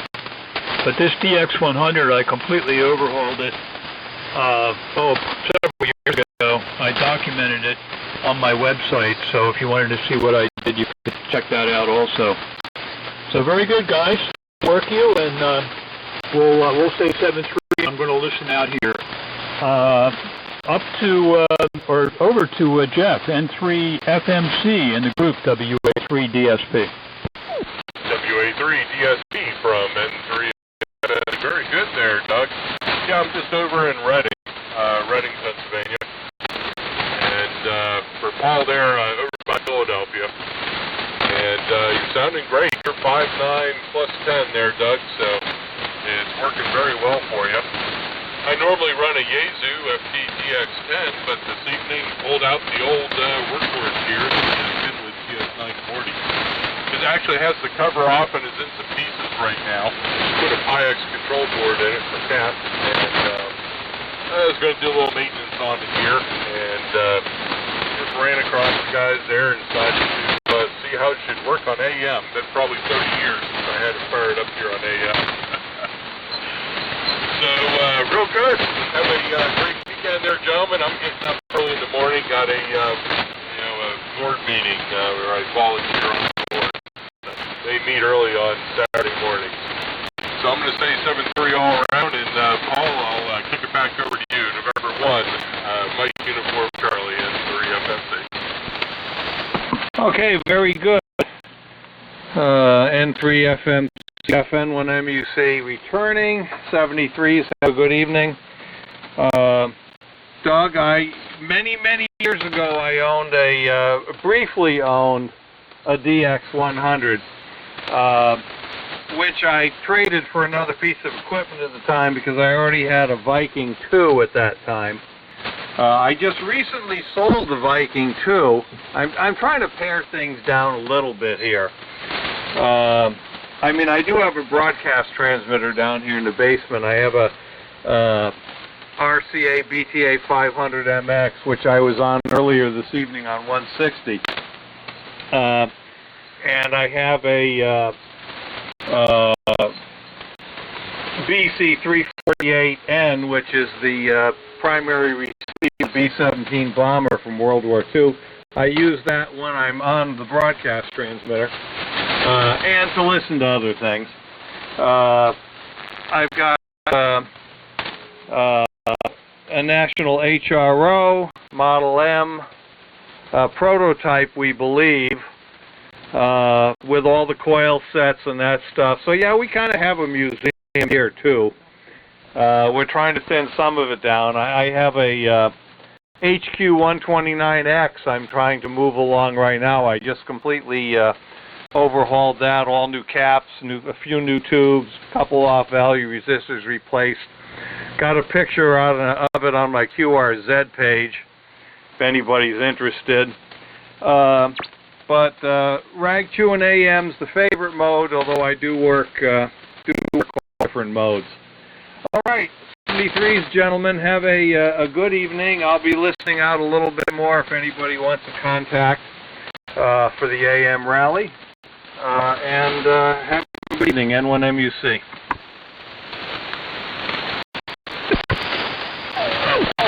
Jeff again, quick question. On 160, I'd like to put an antenna up. Any suggestions? I do have 265 feet, and I got about 100 foot evergreen trees. I was thinking some kind of wire, maybe a 265 foot dipole, fan dipole, or a inverted L. Not quite sure. Any suggestions there? I saw you run 160 regularly. You know, I talked to a couple guys on inverted L recently that it's worked well for them. I have enough room behind my yard for the longer half of the 160 dipole, but I'm actually running a 75 meter dipole because I don't have enough room between my house and the street. But a fan dipole, if you've got that kind of height, if you run a line, either 450 or homemade open ladder line, which will behave a little better when you have ice and rain than 450, the plastic stuff. And the impedance changes quite a bit when it gets soaking wet or ice on it. But you can make a 160, 75, 40 fan dipole with 450 ladder line, and it would be very easy to tune. You could probably even run coax if you want to stay towards the center of the bands, but if you want to go all over the bands, probably 450 ladder line and a tuner would be the better way to do it. But yeah, I have almost 9 amps of current on my ladder line on 160. My antenna impedance is about 6.5 ohms on this frequency. So you know, I got the number 12 gauge ladder line, so it's not too lossy, and my antenna wire is number 4 hard drawn copper. That's what we're running here. Over. And November 3 Fox Plane Charlie. Good there, Paul. Yeah, I'm running the G5 RV this evening, but I do have an 80 meter doublet. It's a 135 foot dipole. Pretty much run it flat, crossed at about 40 feet, and feed that with 450 ohm ladder line. The plastic stuff from TX Engineering. It's okay. I got about 300 feet of that because the trees are in my backyard, so to get to the shack, I got almost 300 feet to run. I do run some coax, but it's like the G5 RV, and I run LMR 400 back to that, even here on the low band. Go ahead. Yeah, Roger. I've got a trap vertical. I forgot what brand it is right now. It's been up every year. So I have RG213 going to, and I have a combination 440 2-meter antenna at the top of my tower. I got a 75-foot tower next to the house. That's where the dipole starts on center, and I got the 2-meter 440 fed with 7/8 foam, and I have a 6-meter folded dipole antenna on the tower as well. I've been thinking of making a loop antenna, you know, magnetic loop for less noise on 60, maybe playing around down on the 630 meter band with CW. But anyway, that's what we've got here. Back over to you. N3 FMC, N1MUC. Very good there, Paul. Yes, well, and I do like to go all over 160 when I'm on. I run FT8 on 160, and I find that works out great. There's very few guys on there. And I like to go up to the DX window occasionally, and otherwise on the upper end, kind of right to it. So I kind of do end up all over. So maybe I should think about another run of the 450 ladder line. It can be kind of a pain though. I got some convenient stuff I can use for the coax, but yeah, we'll see. I guess I have a hex beam I'm putting up first. I got the support. I just need a couple of decent days of weather to get it put together and get that up for 43. Well, I better get going here. It's getting late on me, and I'm going to regret it in the morning there when I got to get up and go to that meeting. So, hey, thanks for letting me pick your brain there, Paul, on the antennas. Appreciate that. And we sure I'll see you again here over the weekend. So have fun. November 1, MQC from November 3, Fox Mike Charlie. All right, 73. By the way, at least with mine here, I have about 100 feet of ladder line. If I tie the two leads together, and I made a little jack assembly, if I tie the two leads together and I have a variable inductor of about 30 microhenries or so in series with it, it makes an absolutely, the antenna then becomes a top-loaded T and is an absolutely phenomenal antenna for DXing AM broadcast stations. 73s, have a good night. Hey, great idea. Haven't tried that. Go out there, Paul, for you, 3FMC. And I'll put out a final CQ. If there's anybody out there who wants to contact with the AM Rally, CQ AM Rally, this is November 1, Mike Uniform Charlie.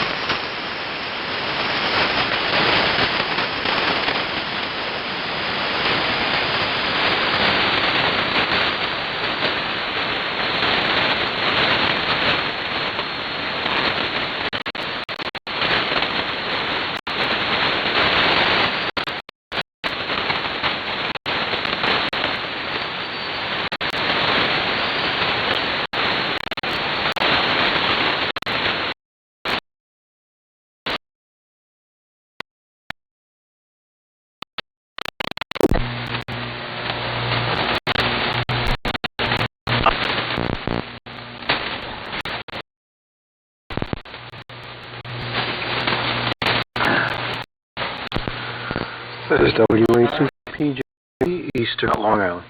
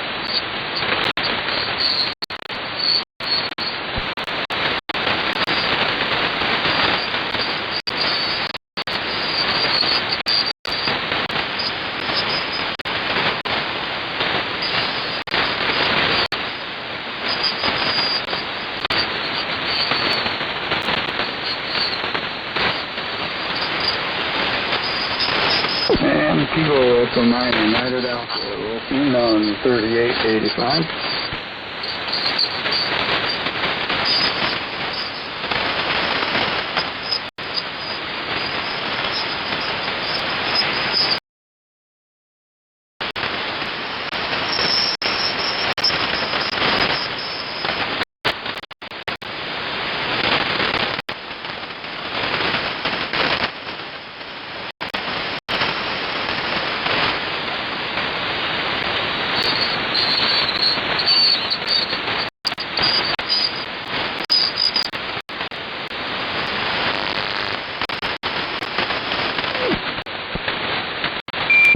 KE9UA, clear and QRT.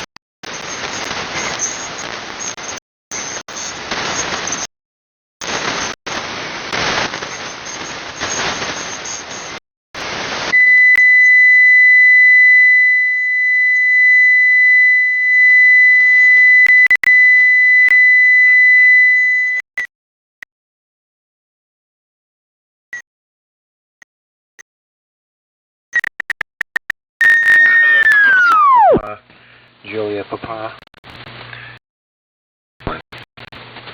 3885.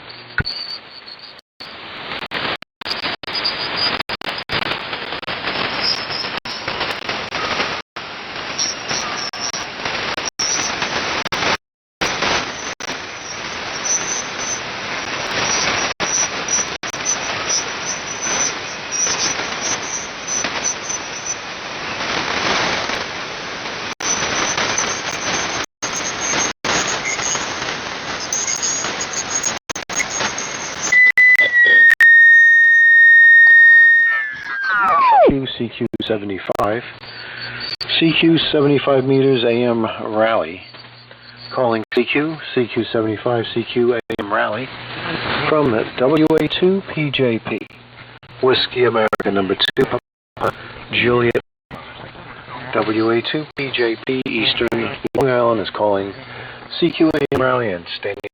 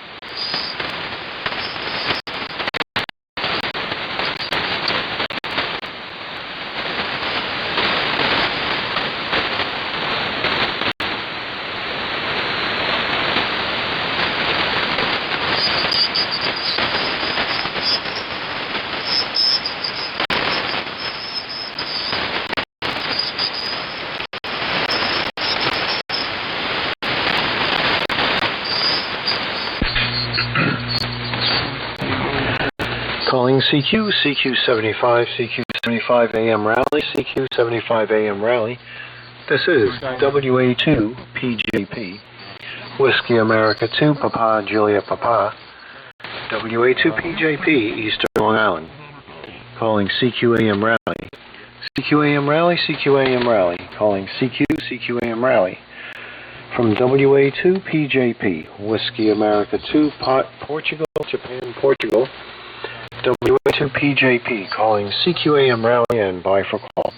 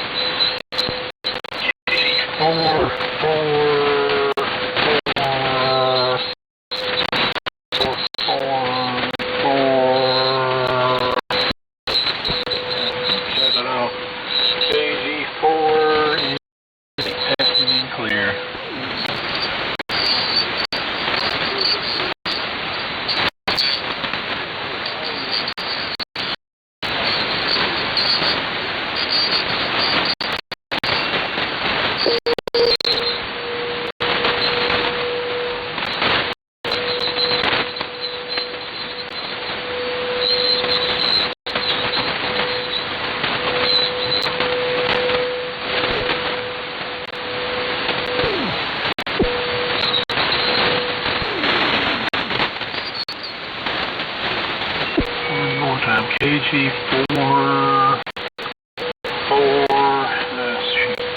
modulation.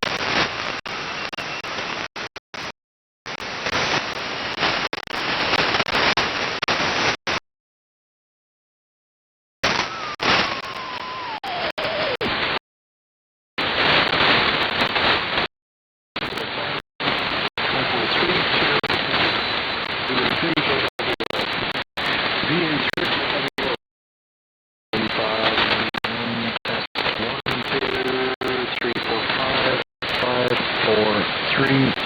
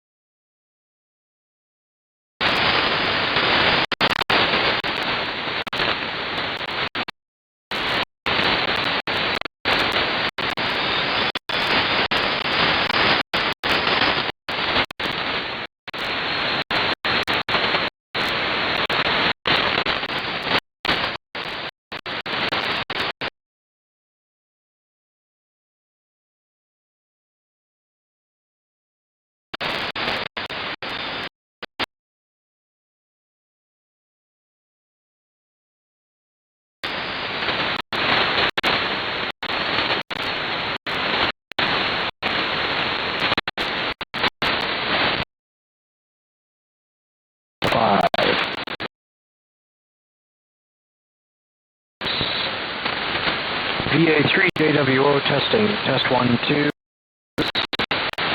Test 1, 2. 4, 5. 3, 2, 1. Test. Testing. 3, 2, 1, 38, 85.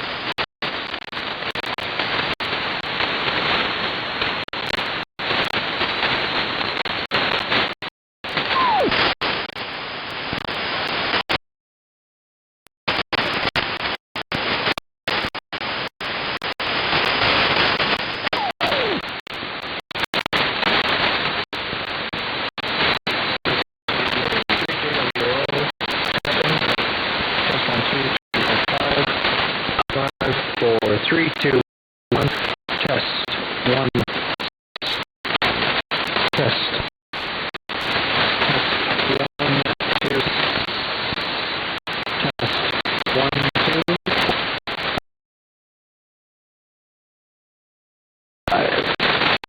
5, 4, 3, 2, 5 a.m. 3 can low test.